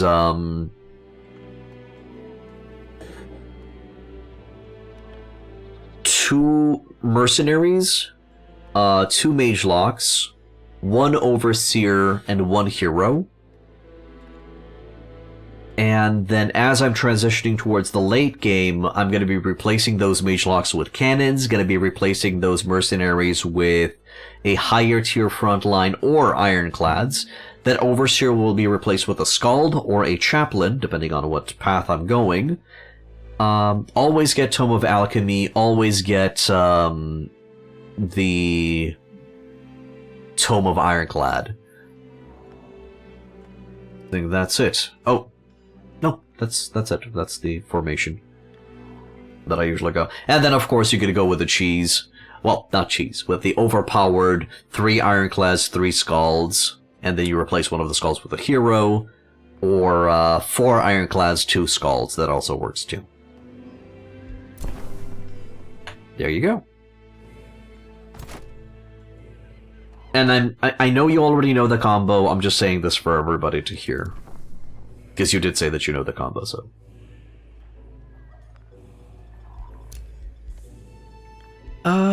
move you up, leave you there. That's fine. Mr. Militiaman, grab that. This is giving us a Vampire Spider Hatchling. That's adorable. It's also of House Jupiter. So I guess if I level this up... Oh, also, fun fact, guys, if I haven't mentioned it, I have mentioned it before, but I'm going to be mentioning it again. If you want to go for a mythic-focused build, where you're going to be utilizing a lot of Tier 5 units, the best way to buff up Tier 5 units is with support skills. So, Scald. Scald or Chaplain plus any Mystic unit will break the game. You got dragons, buff them up with Scalds. You have golden golems, Scalds. You have Ironclads, funny enough, Scalds. You're fine. Frontline is overrated, means nothing when fighting flying units. That's correct. Also, it's just firepower. You can just lack a front line if you have enough firepower to blow anything away. I guess I'm gonna use the baby spider to keep on exploring a little bit. Skull's buff only next to them, right? Yes, that simply means that in the first turn and the second turn, you're gonna be buffing your units, and then because you should have 1 or 2 Scalds in that army, they're gonna have 5 stacks of buffs. That's fine. On the first turn you go Rally, on the second turn you go the Fortune and Strengthen.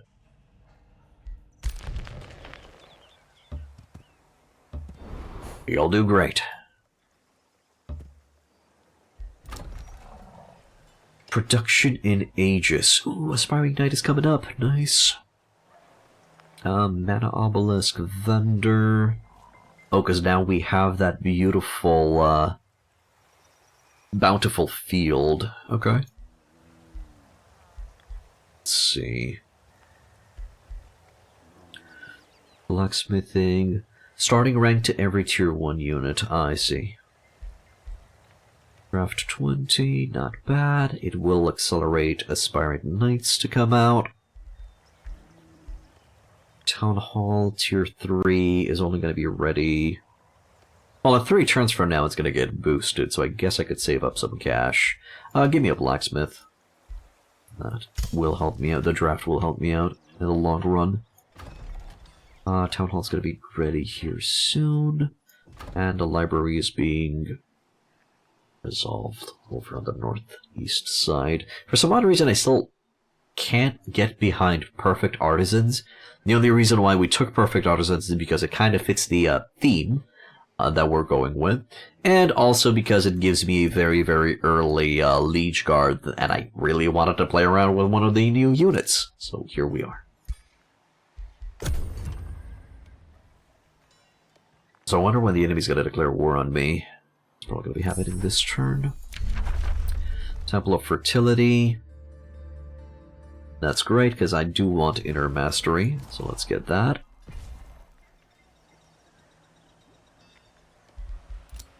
Let's see if Orpal wants to negotiate some of those treaties now for free. No. Nay. Nay. And an alliance will require another 9 turns. Sure. Oh. Hello, Megara.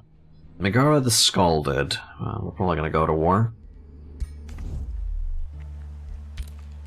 You do like mage locks, get more units if you get that one enchantment to make them smaller and give them more units. Tome of the Horde. You're thinking of Tome of the Horde.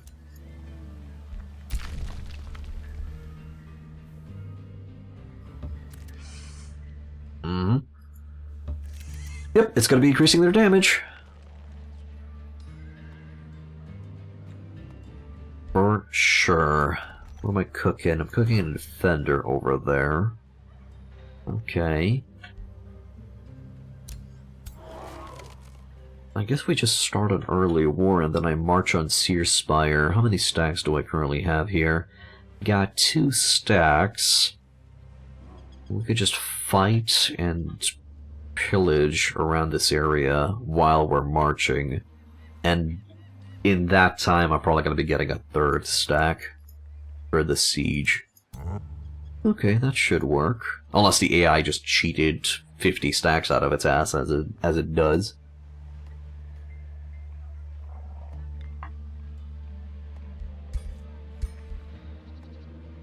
I'm definitely going to be replacing that militia with the Aspiring Knight. Good. Mr. Bannerman, get in there. Nice. Then you are going to be receiving a defender soon. This is going to be the 3rd stack. It's going to be of House Jupiter. It is what it is.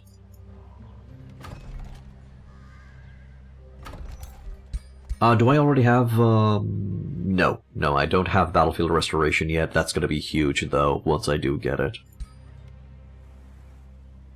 And because of that, let's remove the Rod of Spider Summoning. We'll give it to somebody else. Don't need it. Invigorating Chestplate. I think the Piercing Mantle of Fortune might be useful on Baconia. Unless she has some other amazing chest piece. Oh, she does have the Bolstering Mail. +1 resistance for lightning resistance, status effect immunity to electrified, and that bolster defense. I think I'm actually going to go for the Piercing Mantle of Fortune, just go even more into damage. And I'll break down the, what's it called? The Bolstering Mail, to give me some of that delicious fragments, so we can start cooking some of the bigger items. Let's clear that out.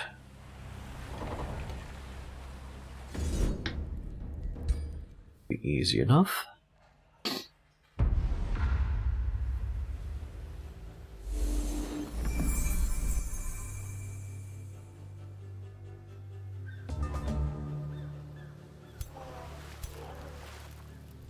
I'll allow them to crash.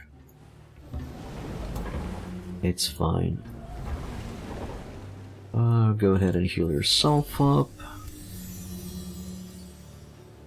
Activate core link there. Might have been better off to just stay in defense mode, but it'll be fine.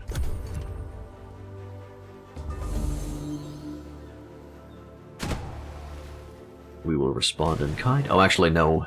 This guy's not going to receive a lot of damage. I guess we could try to focus fire it down and through the link kill the thing. Although it'll take a lot of hits.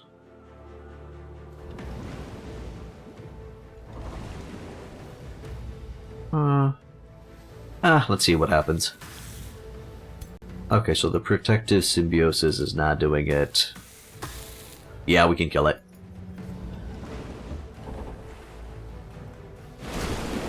Close. And done. Good, that worked nicely. I'm gonna focus on the other one down simply because this guy's frozen. There. But why didn't you attack the sea turtle directly? It was just easier this way. I just had the enemy in front of me. We just had overwhelming firepower. Looked nice. Death Calling Staff. A tier 1. You're calling it the Death Calling Staff, and then it's just a frickin' tier 1 staff. The Apocalyptic Mega Destructo Avenger. And then it's a toothpick. That gives you true sight. If you stick it in your eye. Fucking stupid. Okay. Single magical attack that does Frost and Blight. Cute. We'll break it down. So now this place is gonna grow a lot quicker. Start clearing in the area. Garth of the Golden Worship. Cool. Bakuni has gained 2 levels of renown. Ooh, nice. Okay, okay. Coastal or water provinces grant +2 mana now. Provinces in the domain take 2 turns longer to pillage. Nice. And at tier 4, they're also going to be giving me gold. But, besides that, now that we're at renown level 3, Liege Lord is providing 30 HP. Oh, that's good. That's some delicious stuff right there, sir. Reinforced shoes. Sure, let's get that. There. And then, of course, we're going to be breaking that down next turn.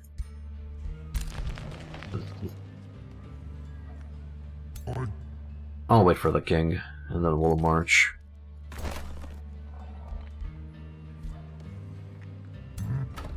Also, this defender. I'll rush out that defender next turn. You guys are going in the underground to assist here. To assist your lordy lord. Oh, when can I get another quest? And 7 turns from now. Okay. You are... I can't tell if you can dig through some of these. No, cannot dig through. I guess they need to be of a lighter color. Speak, I can't move through there. Scooty the Scoot. I think I already took that. I did. Move east.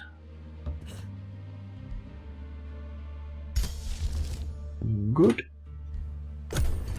And turn and keep rocking.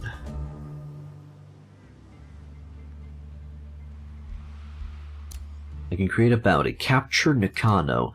Oh, right, we're at war with that one city to the south. I completely forgot about those dudes. There's Megara. An answer to call to war. Yes, I accept. I was planning on declaring war on you anyway. Okay, can we maybe get those treaties now? No? You still want gold from me for those treaties? You bastard. You rat bastard. Our first little tiny knight. Ah, he looks badass enough. Sure. Also has that bathhouse XP, so he'll be able to reach legendary pretty quick. Skaven. Yep, quite a Skaven-y boy. but we'll be fine. Move northeast. How many of those do I need? So I need one for the main stack. And I'm going to be needing another for the secondary stack as well. So let's cook another. What else do we got? Etherglow has finished production of the town hall. Do I want to keep on pushing all the way over here for that mana node that's occupied? I do need to clear that out. I might need to talk with them. Oh, hello! Nautical outpost with a fishing ground. Tempting.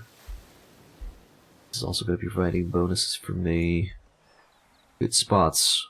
Give me the research outpost. I don't really have a research outpost yet. That will allow me to go for the academy. Was fun actually to play your first lord you ever make when this game releases a feudal, so finishing a campaign with her again, finally got to update her ascendancy. Hey, nice! That is a nice, you know, cyclic thingy. I'm gonna call it a cyclic thingy, okay? Ooh, mamacita. That's gonna give me a lot of good stuff. I'll be replacing that forester, though, and I only have the one. It will be required for the academy. And I can always get another one. Also, Temple of Fertility is going to be like the building, too. Can't boost it in any way, shape, or form. Yeah, you gave her the dungeon trait so she can summon some kind of units. Oh, I'm assuming it's clay. She can summon the clay, isn't it? Tavern might not be a bad idea here. Palisade walls, sure. Production is a little bit lacking in this city. But this would allow me to get a good chunk of extra territories, so sure. Let's get that good chunk of extra territories, why not? Stackville can annex another region as well. And I do need a forester. Regen's got the Warlord one? Sure. The Warlord one is, if somebody dies on the battlefield, they heal and strengthen or something like that? Is that the one? So that's the one that's got the healing, I think, of your bow. Okay, yeah. Yeah. I get you. Oh, my rat friend is already sieging that outpost up. Kinda wanted to take that outpost myself. Because, you know, now it's gonna go to my rat ally. Okay. Also, I'm kind of... Oh, yeah. Gotta get down there as soon as I can to get that silver tongue fruit. Absolutely. Give me a forester here. And you know what? Can I get an extra population here? I can. I'll be able to get it in a few turns. Just to snipe that silver tongue away. And if melee critting it even heals it more, the only big reason it can fight a whole army on its own and survive. Yeah. Critical healing, I think that's what it's called, in the warrior tree. Don't have it on the defender, but I do have it on Baconia. No. It's available to Baconia. She doesn't have it. Treasure fish farm, wave conduit, or pearl mine. I'm gonna go for the pearl mine here. Have to clear it out first.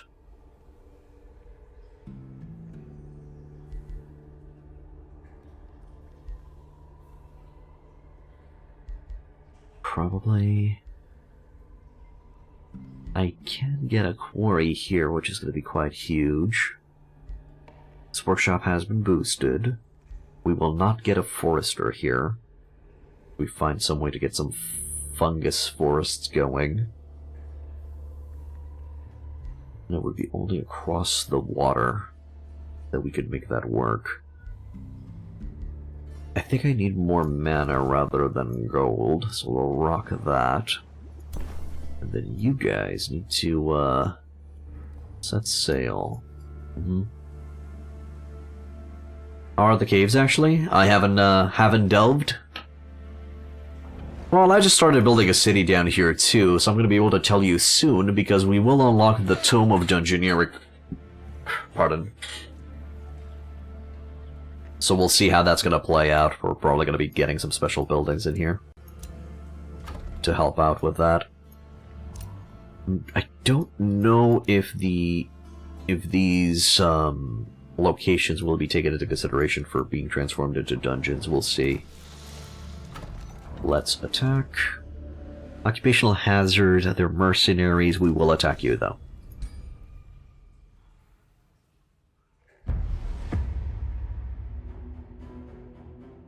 They're also Naga. For the bling bling liege. Oh, I can just crash. Probably will. You heard of changes as you remember the caves were so hard to expand into back in the day and even exploring in, so you gave up on delving traits to start in a cave? Oh yeah, no, I 100% agree. You couldn't grab water tiles in the underground. It was very, very restricting, so yeah. Now, I think it's a lot more worth it, or at least I'm gonna try to figure out if it is. And you can definitely make things a lot easier if you're gonna be delving, probably don't want to move there. Move to the side. If you're gonna be delving into a underground-focused map. So, if you're going to be only having, cities down there, then yeah, it's a good idea. Touch you with one shot. Ah, the poison was resisted. Come on, stop resisting my poisonly charms. No? Okay. Gotta keep on resisting my poisonly charms. I don't think that's worth it. Alright, smack him. That'll do. Okay, these defenders will simply do what they do best. Defend.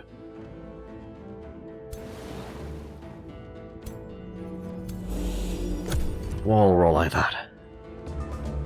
I'm gonna utilize the core link a little bit later.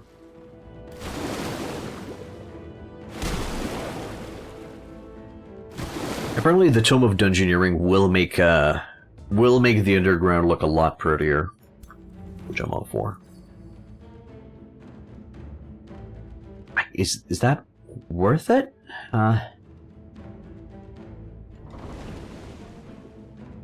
Okay, fine. Kill there.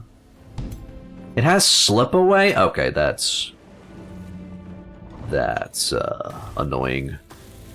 Didn't notice that it had slip away. One, two, three.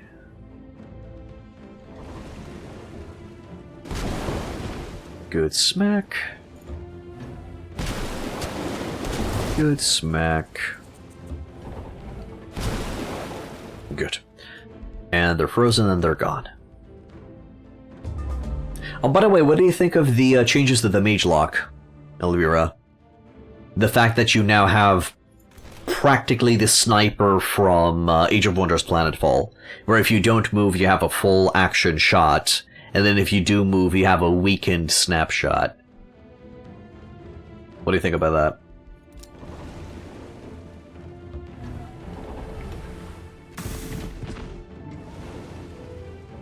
Age of Wonders 4 is your first, sadly. Oh, okay, then... Do you like XCOM? Have you ever played XCOM before?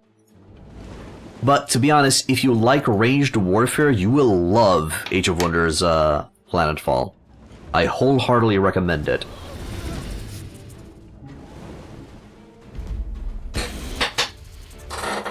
So you do like it. Okay, cool. Resistant shoes of mechness. Okay. You play the hell out of XCOM 2 a lot? Okay, it uses so Age of Wonders Planetfall uses the cover system from XCOM 2. Well, more like XCOM 1. And it's a lot more ranged focused. Bacon strip, It uses the cover system. What are you talking about? Bruh. And it's a lot more reliant on ranged firepower and accuracy. Bruh.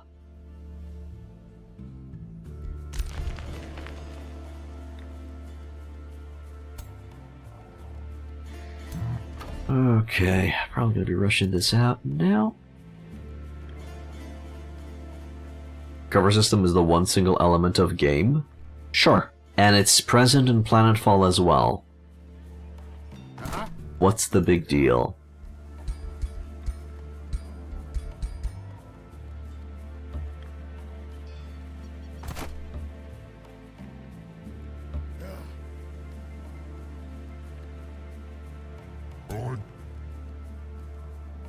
It's like calling any game that has stamina bar a Souls-like? No, I'm gonna be calling it an Oblivion-like. That game has a lot of DLC too. 3, I think? 3 DLCs. Bacon Strip seems to agree with me.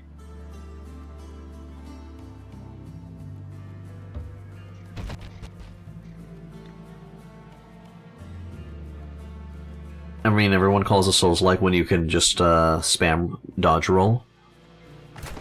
Guess that does sound funny, but sure. Right, where's my aspirant knight? Ah, he's getting there to the front line. So over here, I just need an extra defender. Do I want an extra defender? Is that the move here? Or do I just get greedy a little bit and wait for a higher tier unit? I guess I get greedy. Sure. Can I move through Vaven? Can I get an extra Wispy Stone? Strong infestation or conquering a free city makes all of the other free cities like ya. I guess I can get another Wispy Stone. Sure. With you, I'll move you east. That's 4 DLC so far you can see. Vampire... No, what's it called? Entropic... Sorry, no. It's Revelations. It's the lizard people thing. It's the Oathbound. Anything else? Is there a 4th DLC? Battlefield uses more like a D20 cover system. You can scale chances to hit by 5% in defense, and distance decreases the chance. It has more range-based than Age of Wonders.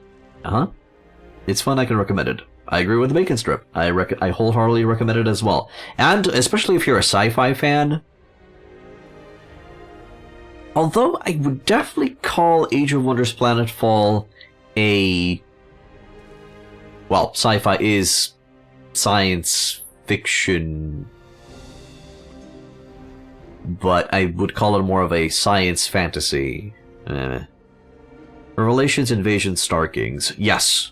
Is there a 4th? I don't remember a 4th. Oh, Deluxe Edition. I think you can ignore the Deluxe. What is in the Deluxe? I think it's just some aesthetics that you're meh. You could skip.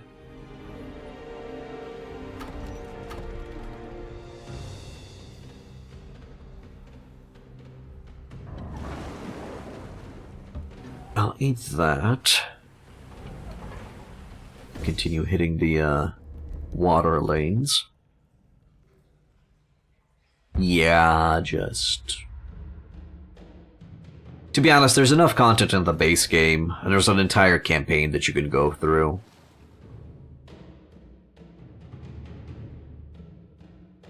Infested world scenario? I don't know.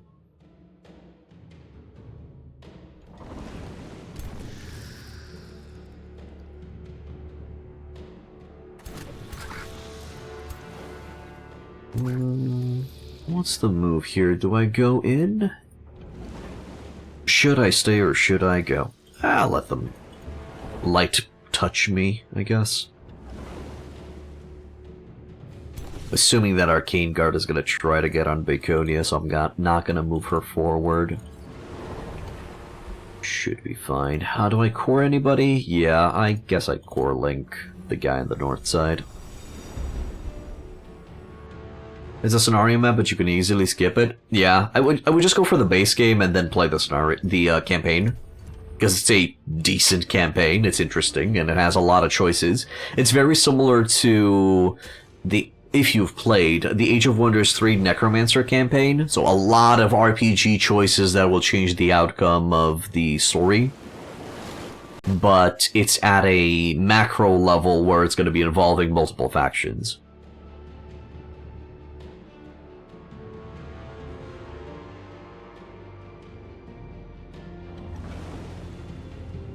Okay, so yeah, they did exactly what I thought they would. They brought in that Arcane Guard here. Sure. Let's, make them go away now.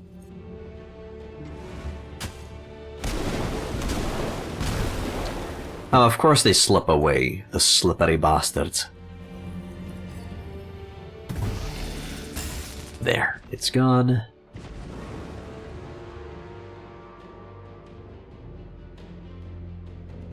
So it's like an Undertale.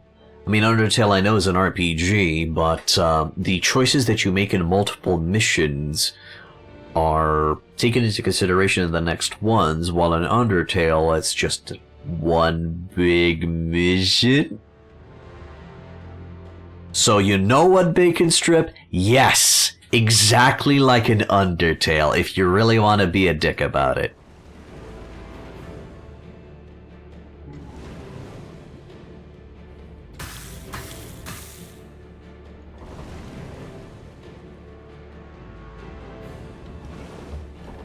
Molly just used this defender to do deeps.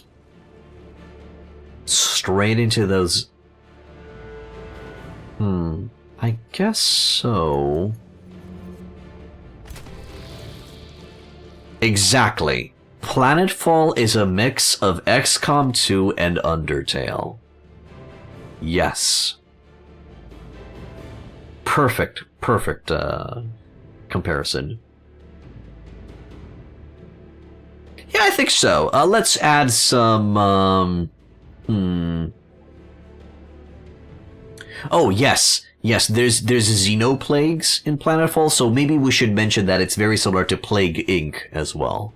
So Planetfall is a mix of XCOM 2, Undertale, and Plague Inc. Huh? Huh?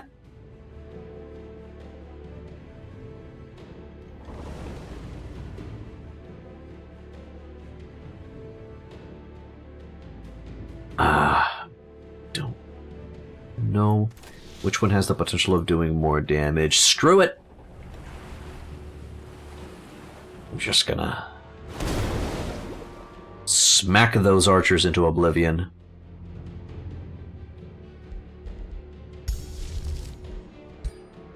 Don't really have any damaging spells, so I guess that's gonna be that. Alright, the Dark Warriors decided to go for the archers. Sure. Decent. Nice crit back.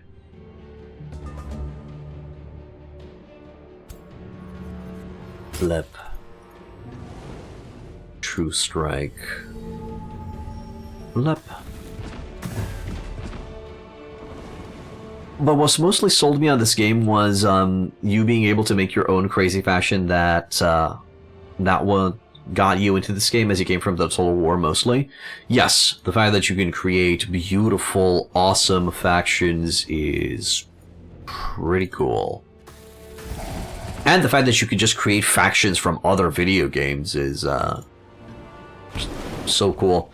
From what I've noticed, the most consistent factions that you can make are the ones from Warhammer and World of Warcraft. Well, Warcraft universe, I guess.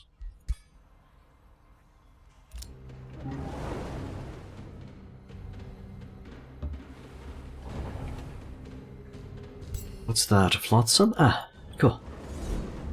We can eat some more. Oh, maybe I should have went for a level up on Baconia first before engaging these guys. It's fine, though.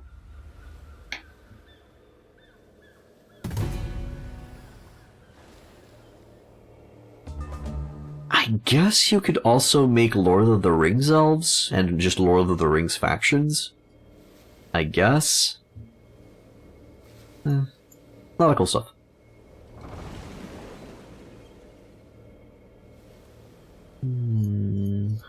We have the dire penguins, the most dangerous units in the game. What's the move here? I'm thinking I'll set up so that the defenders take the hit.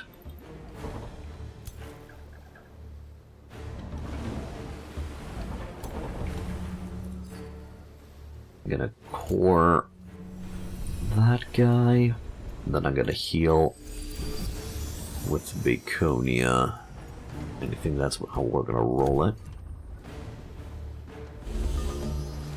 Oh man, have you played Battle for Middle-earth, the RTS game, 1 and 2? I don't think I play that one. Isn't it, abandonware and you can no longer play it?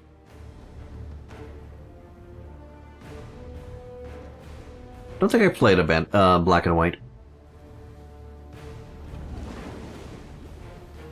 Ooh, big DiMaggio. It was such a good game? I can't imagine, man.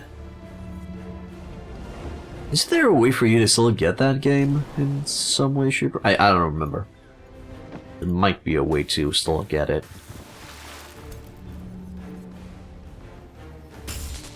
Good.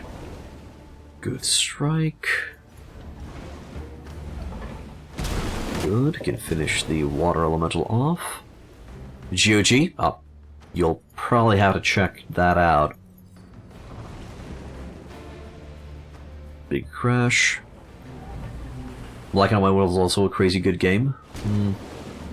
Another Black and White 1 and 2 are another franchise I just never touched. Just never got around to it. A whole different game. It was like a god game with puzzles and all, but you then can build cities and order units, your creatures, but you command like Sparta. Okay.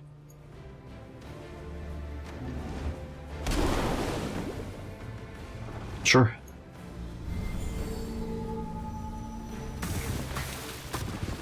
I'm sure it was very good. I think Black and White would be a nice try even these days. I mean, one of my favorite games of all time is Majesty, so I think I can handle, I think I would be able to handle Black and White.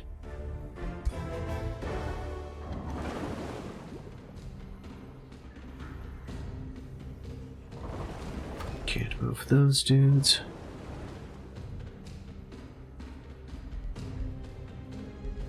I think I'm gonna go for greater defense instead of sweeping charge. I mean, just 8 damage to adjacent units is meh. And I don't think that 8 damage has any, on-hit effects or something. I can't apply, you know, poison or fire or stuff.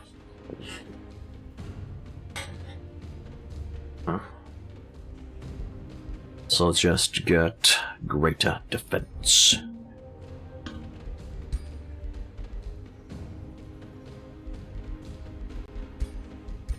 There.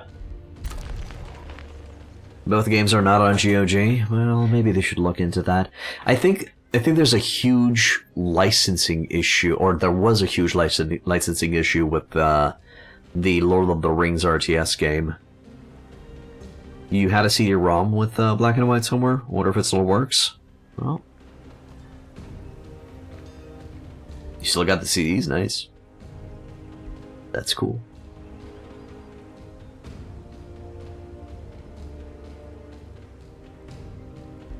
So we got that. We kinda got all locations that are of major interest. I mean, I could just get extra quarries. It's very helpful with the Giant King. And I do want to connect to the cities because I will get, eventually, I'll get the Metropolitan Society. So connecting the cities will give them an economic boost. You come back down this way.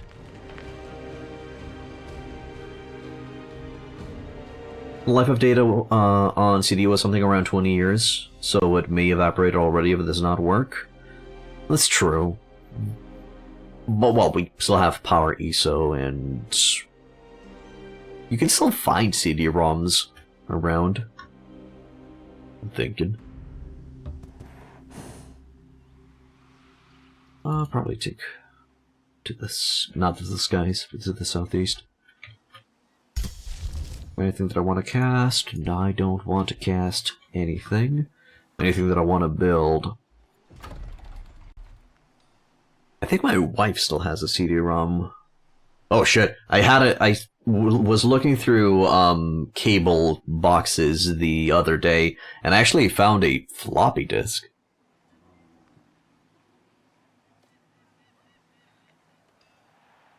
But if you had some data on early cheap CDs, oh yeah, those cheap CDs are fucking dead. They're Dunyan rings. They're gone.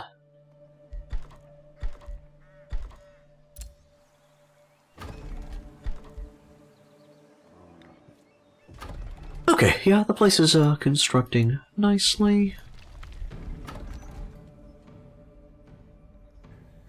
Sure. And turn. Infestation is sending a whatever force. Okay, that means that I'm gonna have to bring her back. So let's touch that. And then move west, and then you're gonna reconnect. My brother-in-law recently uninstalled 5.25 disk reader from his PC. Never used that. I was always more of a Power ESO guy myself.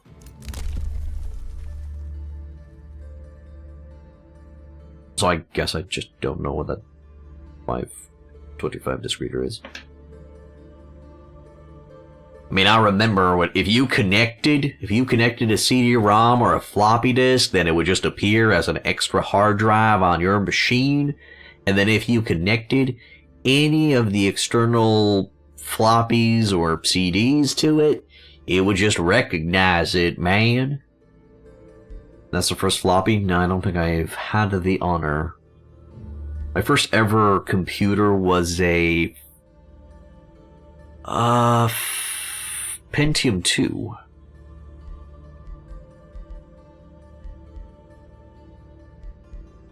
Right, Whispering Stones, do I want... Yeah, I'll probably want to get it. Probably want to get it and probably start making some relations with Vavin. It is a reverse city, so it might be interesting to get some good boy points with. Well, I kind of brought these guys for nothing down here. I'm going to try and see if I can maybe make them... oh, no, they took a wrong turn at Albuquerque. I wanted to see if I can clear this node out without a hero, or if I definitely need a hero in there. Sadly, you're not even going to buy the 5000 series. You do hope you can one day upgrade to the 4000 series of NVIDIA. I'm still okay with the 3000. That holds 360 kilobytes of data, while 3.5 holds 1.2 megabytes or 1.4 megabytes. Yeah, okay, so the oldest portable data storage that I ever held in my hands was a 1.2 mega floppy disk. That's the oldest thing I've ever held and utilized.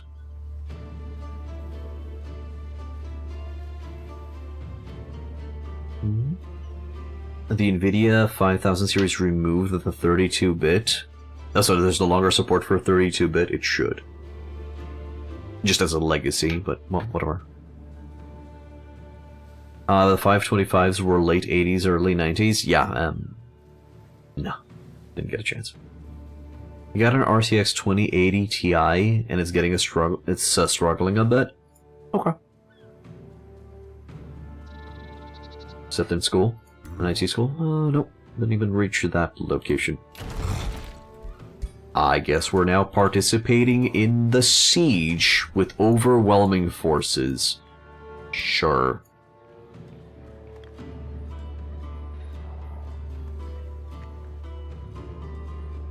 I used it for school projects. The floppies for school projects mostly. And then they were quickly replaced by CDs.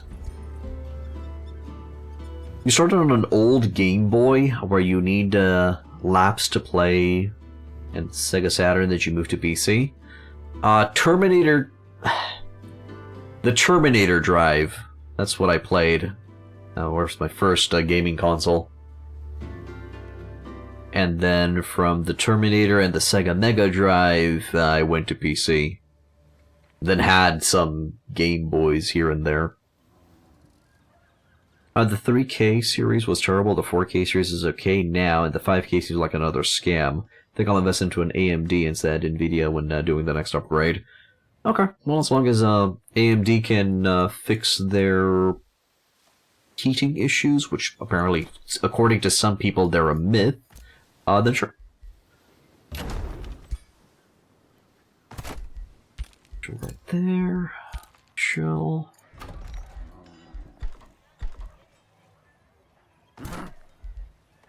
Am I gonna go for another? No. No, as I said, I'm gonna get greedy and I'm not gonna go for another defender. I'll wait. You're hearing a lot of bad stuff with AMD? But do you feel like rewinding the cassette with a pencil old? I do feel like a rewinding the cassette with a pencil old. My old car still has a working cassette player. I've recently had to rewind a cassette with a pencil.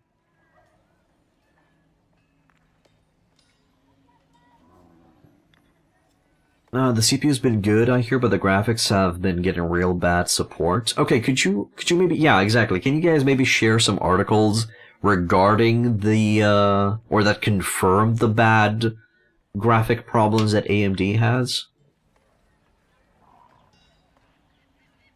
So yeah, the cassette thing, I've done it when I was young as well, and I've done it recently too. It's actually from your friend that owns an AMD graphics card that has problems playing games on release. Okay. Does he have... So what I've heard were overheating issues. Is that what he's experiencing as well? Are these overheating issues in the room with us right now? Even one of them have problems on Dark Tide ever since he moved to AMD. The bubbles are rainbow color instead of transparent. And no. Okay, so not overheating issues, just performance issues in general. Okay. I guess I'm going to send this guy east through the crack there. Scooty the Scoot is going to go east as well.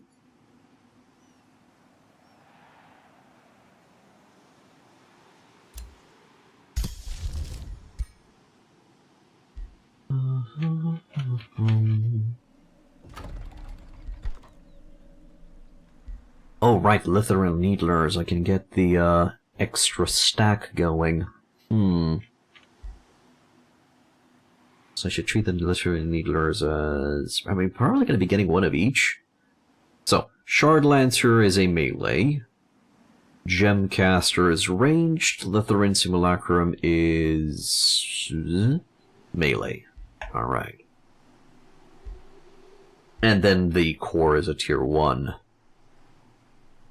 So you'd probably want 2 Shard Lancers, a Simulacrum, a core, 1 Gemcaster, or probably maybe 2 Gemcasters and a Needler.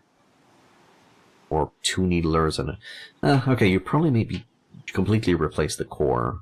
It's one of the reasons you hear a lot of problems your friends have with their AMD, that you just want to stay on NVIDIA. You want to get at least a 4000 series and stay that way until you can't play new games anymore. Sure. Plus, there's so many video games out there right now. You kind of don't have to wait for the new ones. You can just stay in with the old games or with the already released games, and maybe you stick to the indie part of video gaming, because there's great indie video games out there that just don't require anything above a 1060 or something.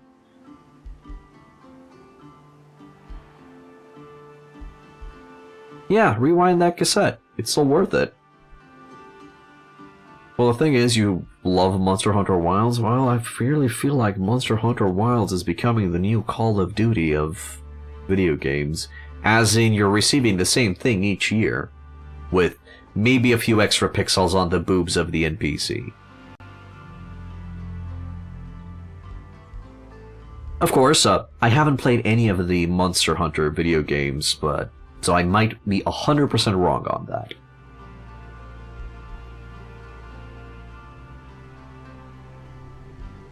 Sure. So, let me just check and see if my main stack is ready. So what am I looking at? I'm looking at 2 defenders, sure. An archer's already done, a bannerman's already done. I will be needing aspiring knights. At least 2. Or actually no, it's going to be at least 1. So let's get 1 rolling. Good. This place is going to be requiring something similar as well. So let's get a castle. Let's roll a castle here too.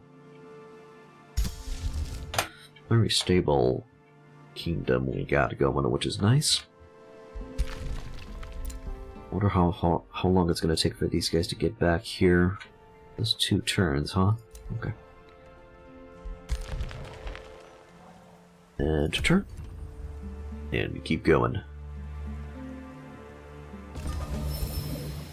So yeah, if you like just video gaming is in a good spot right now, so it should be okay. You want to be a shepherd, keep being a shepherd. You want to get yourself a favorite store on the Citadel, okay? Sure, we can help out. The only console you still own is a Nintendo GameCube with a Game Boy station that lets you play Game Boy games on TV, but you can't sadly play it on your new TVs. I mean, in theory you should still be able to find CRTs somewhere, but they're probably rare.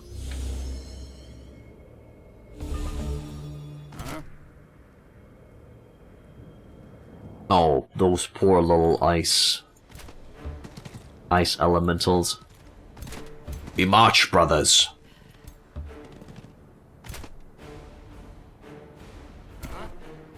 Can I just go and lightning strike those guys?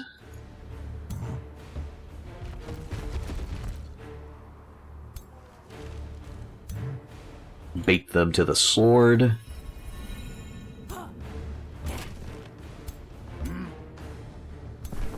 Benny the Bannerman! We got Benny the Bannerman, guys! He's providing war banners to those around him now. So practically, it just benefits to have a bannerman around, even in defense mode, or even better in defense mode. Yeah, look at those defensive stats.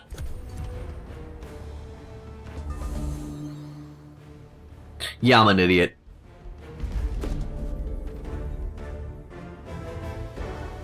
We did it, guys. So change of heart, stay your course. There, a province is being pillaged. Sure. Other rulers declared a rivalry. A rivalry was declared on me as well. Is that a... that's an oathbound of strife, right? Am I fighting an oathbound of strife? Where do I see that? Pyrekin. Yep, oathbound of strife. War with them is inevitable. Inner mastery has been learned, so now I can finally get... Still feel like it's not worth it, but I can get Tome of the Dungeon Depths. which is going to give me a lot of special provinces. Well, Raiders of the Deep is going to be useful for everybody involved. Rulers who build lasting empires understand the value of the underground. Let others bicker on the surface as their empires crumble under the harsh light of the sun, whilst your city sprawls across endless caverns and grottos. Build mighty dungeons and armies of clay to thwart those who dare venture underground. Let time pass above, for your legacy in the depths is eternal. Uh-huh. Sure. Why not? So now Firehearth can... What? Wasn't there a special... Oh, it's after I get Town Hall Tier 2. I think only then I'll be able to make special improvements. Special provinces. Yeah, forgot about that. I'm okay with it. Let's bring all of the boys here. Let's test out my theory to see if these guys can negotiate the removal of those units. This outpost is now... Please tell me that you're... Aw, he's capturing the outpost. I kind of was hoping that he's burning it down. Okay. Let's, to the east.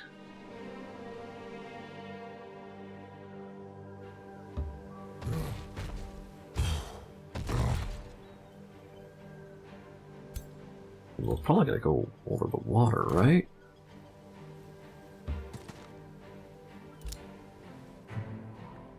That's what I would do.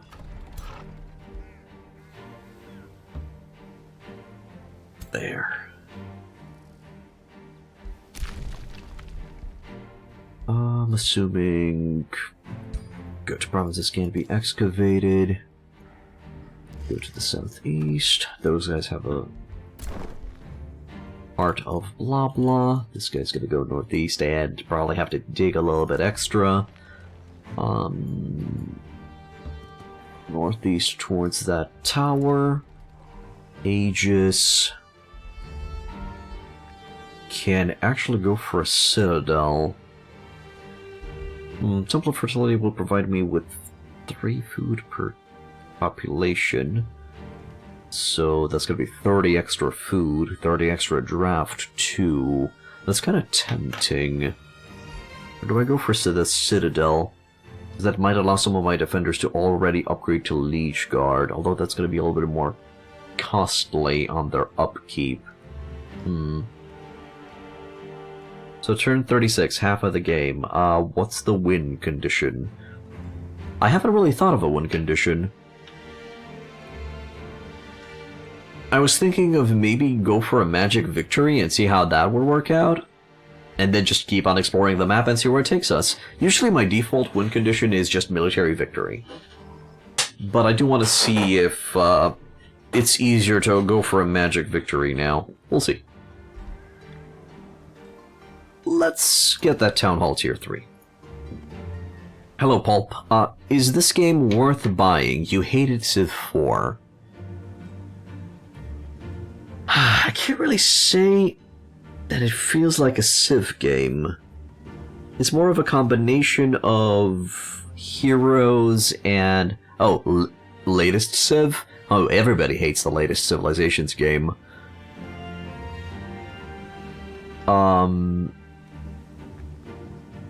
This is definitely not Civ 7. It's a lot more modular and customizable. It's a fantasy world, so you're not going to be getting any real-life faction unless you create a real-life faction. And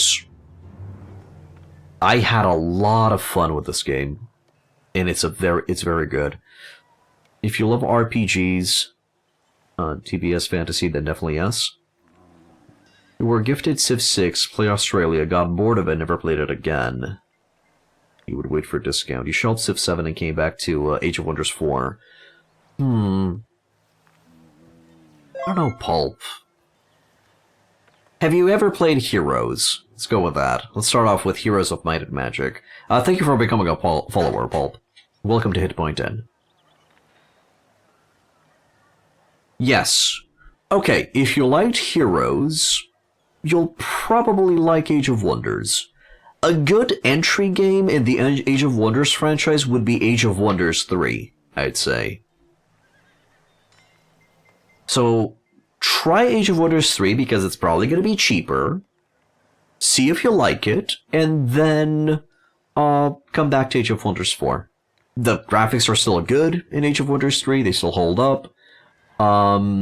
If you are going to be playing Age of Wonders 3, definitely play the Dreadnought campaign first. Don't go for the Rogue campaign, because the Elven Rogue campaign is a little bit more difficult than the Dreadnought campaign. There. You would recommend Age of Wonders 4 over 3? I feel like you're in danger of getting into decision paralysis in Age of Wonders 4. And I still feel like Age of Wonders 3 is the better, more friendly, player-friendly approach. Don't do Arvik campaign? I mean, you can't really go for the Necro campaign if you don't have the DLC.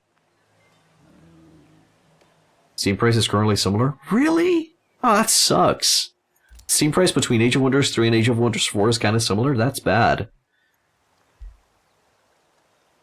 Alright, let me just check if all of my cities are currently cooking things properly. Good. Then in the underground, we're still waiting for that first building. It sucks. We're gonna end turn.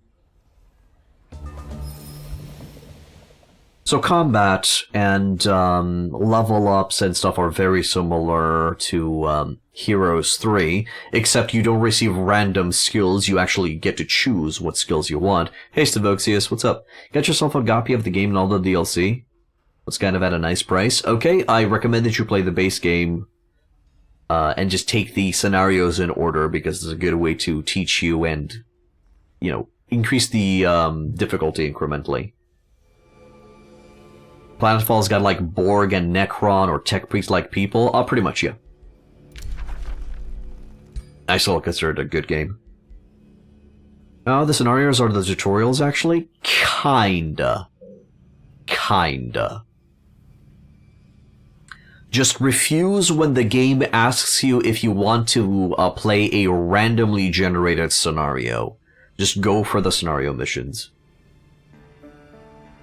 Also, Age of Wonders 4 is on a slight discount right now due to the giant DLC. Maybe you're worth grabbing 4 then. It's definitely doable. You can learn Age of Wonders 4, no problem. I just feel like if you want to ease into the franchise itself, I would still recommend Age of Wonders 3. We just took the Frog pre-made faction and changed the Tome of Zeal to the Tome of Beasts and Animals or something. That works, sure.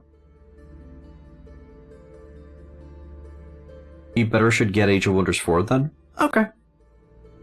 Alright, Paul, just get Age of Wonders 4. You'll be fine. Then just stick around, see if you like the game on stream, and then decide if you want to get into it.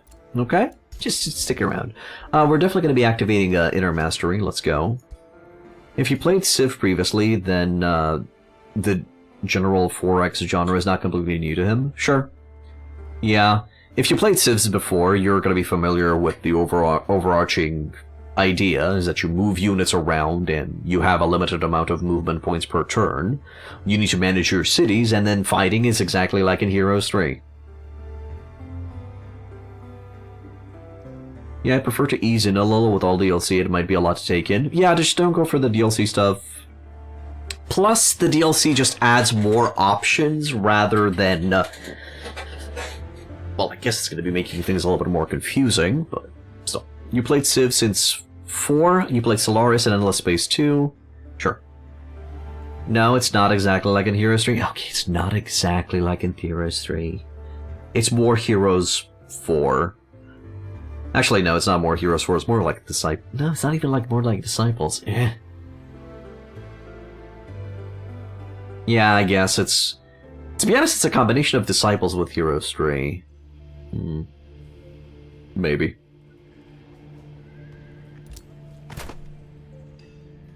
Right, so let's bring these guys out to play.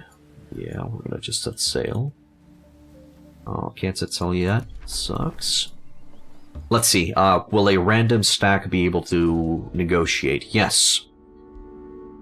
Help them complete their survey. Sure, help them complete their survey. Good. On Disciples, you don't have a map. Disciples is more like Final Fantasy. Yeah, no, I was more referring to the fact that it's turn-based and they have single entity units. Sure. I don't think there's any other alternative to Age of Wonders 4, RPG, TBH, fantasy. You can be a dragon, Cthulhu, orc, elf, giant, and more yet to come. Sure. Maybe. Maybe you guys are right. Got a quarry over there on the left side. The battles are more like Endless Legends. Yeah, but if I remember correctly, in Endless Legends your units move on their own. You don't actually get to give them orders. And if I remember correctly, I think Age of Wonders is just older than Endless Legends.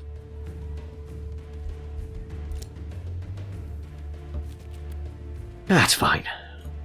Let's go here, and then we're gonna dig our way through.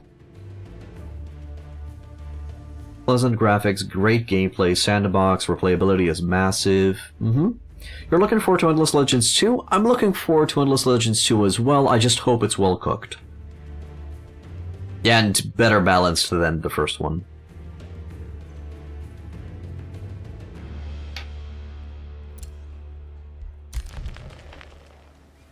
Alright, you stay here, although it's going to take a while to reach the enemy. These boys are setting sail as well.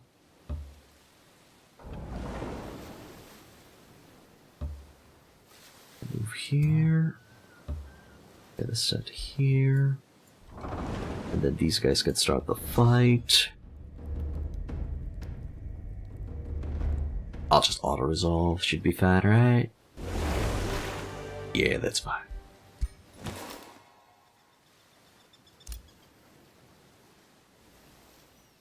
Do I just go to the... No, I'm not gonna go to the northern island. I'm actually gonna intercept the enemies at the east. It'll be trash, mark my words. I've dealt with Amplitude Studios, they never change. I know. Unbalanced Endless Legends. Unbalanced Endless Space. I'm not exactly sure how the balance is in Endless Space 2, though. I think they had problems with the Hero Academy faction in Endless Space 2. But didn't they rework that and now it's okay? Maybe it's still not okay. Anyway, let me get that graceful defense, finally, for the big boy. Did the Ritualist level up as well? Nay. He's in a good spot, though. He's going to be getting that beautiful Battlefield Restoration in a few levels. Endless Space 2 and balance should never be in the same sentence. Alrighty, then. Set sail and we're going to be rearranging the troops afterwards. Cover that area there.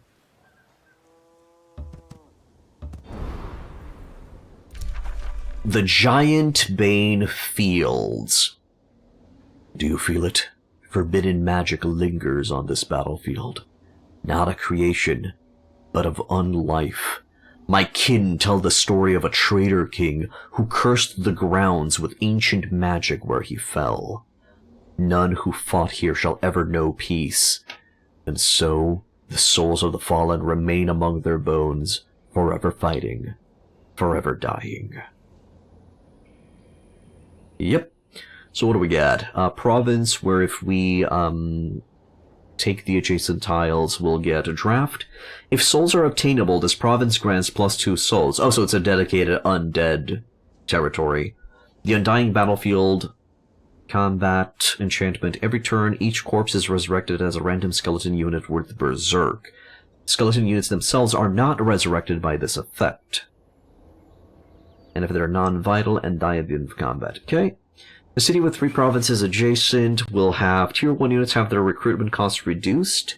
And if souls are obtainable, you unlock recruitment of Tier 1 skeleton units. Hey, nice. So yeah, it's a dedicated undead landmark. Oh, I really hope they're going to be adding a lot more of these. Maybe even free landmarks in the updates. It's a great idea. I love the specialized cities in Age of Wonders 3, where you would just spec a city and you just feeding you with imbalanced polearm units and stuff. It was beautiful. Alright, a quick check on the cities, see if they need to build or give me anything.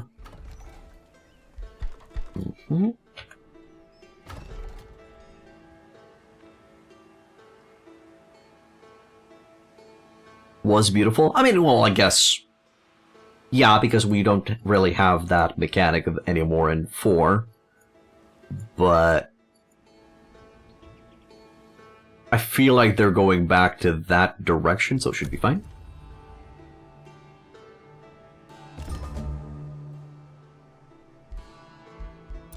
New Empire here. Ooh, nice, I can get that. Can get another Breastplate of Champions. We can get Siege Specialization. That's going to be pretty good. Our Raiders of Deep is now available. That's going to be huge too. 5 Demand, thank you for becoming a follower. Welcome to 8.N. And I'm... really? Out of all of them? We just get these? Sure, I'll be needing them. Anyway. Yeah, to laugh with the way you said it, like a nostalgic feeling. Yeah, probably because I'm not going to be returning to Age of Wonders 3 anytime soon. So it is kind of like a nostalgic feeling. In Age of Wonders 3, it was easier to calculate distance to drop cities, so they can be spread, as you said. Or specialized. Receive a trade proposal. Yes, sure, let's share vision, goddammit. It's about goddamn time. Can we also open our borders? Thank you. Can we maybe, just maybe, get province claiming plots for free? Good. I'm happy that you're not asking me to pay for the opportunity anymore. Well, I'm also going to try to propose an alliance to him in 4 turns from now. We got another aspiring knight, so let's move. Aegis can claim another sector. Probably going to be pushing northeast. Put a forester there. Get a quarry going. Nah, give me a forester here. Sure. Area has been excavated.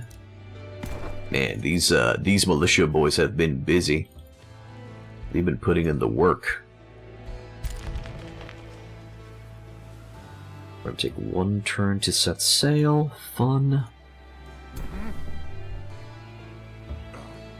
We're gonna set sail as well. Can be spec'd or specialized. Okay, now I understand what you were trying to say. Another crystal.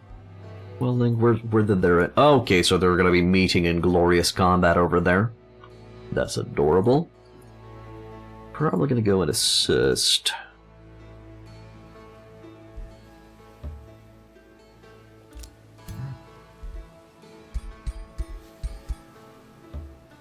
There. Then... you're gonna move here. You're gonna be a 3rd baby stack there.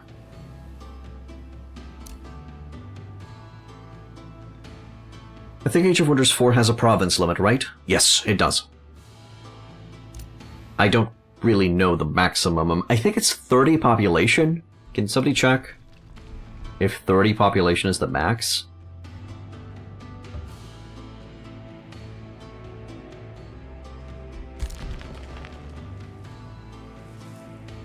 Alright, go southeast. Be careful because there's an infestation there. Good, and then check cities to see if they're building properly. Don't think I'm going to be rushing that citadel. Oh, look at that! The militia managed to survive. Good for you, kid. Good for you. Bountiful fields. Let's rush that one. And then get a tavern going. They're a bit pissy. Sure, get a tavern rolling.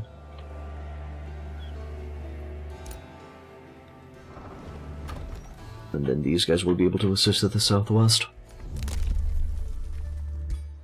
Metropolitan Society right off the bat? Nah, it's fine. That's gonna be it for today, guys. Hope you enjoyed. If you guys like what I do, please hit that follow button. If you want to further support me, also subscribe. If you're on YouTube, I have multiple guides and playthroughs that you guys can check out. You're also going to be able to find the previous parts of this playthrough over on YouTube. So do check it out there if you want to kind of understand how we started off. And I'll see you guys tomorrow when we're going to be continuing with Age of Wonders 4, Giant Kings, with our beautiful baby boy, Mr.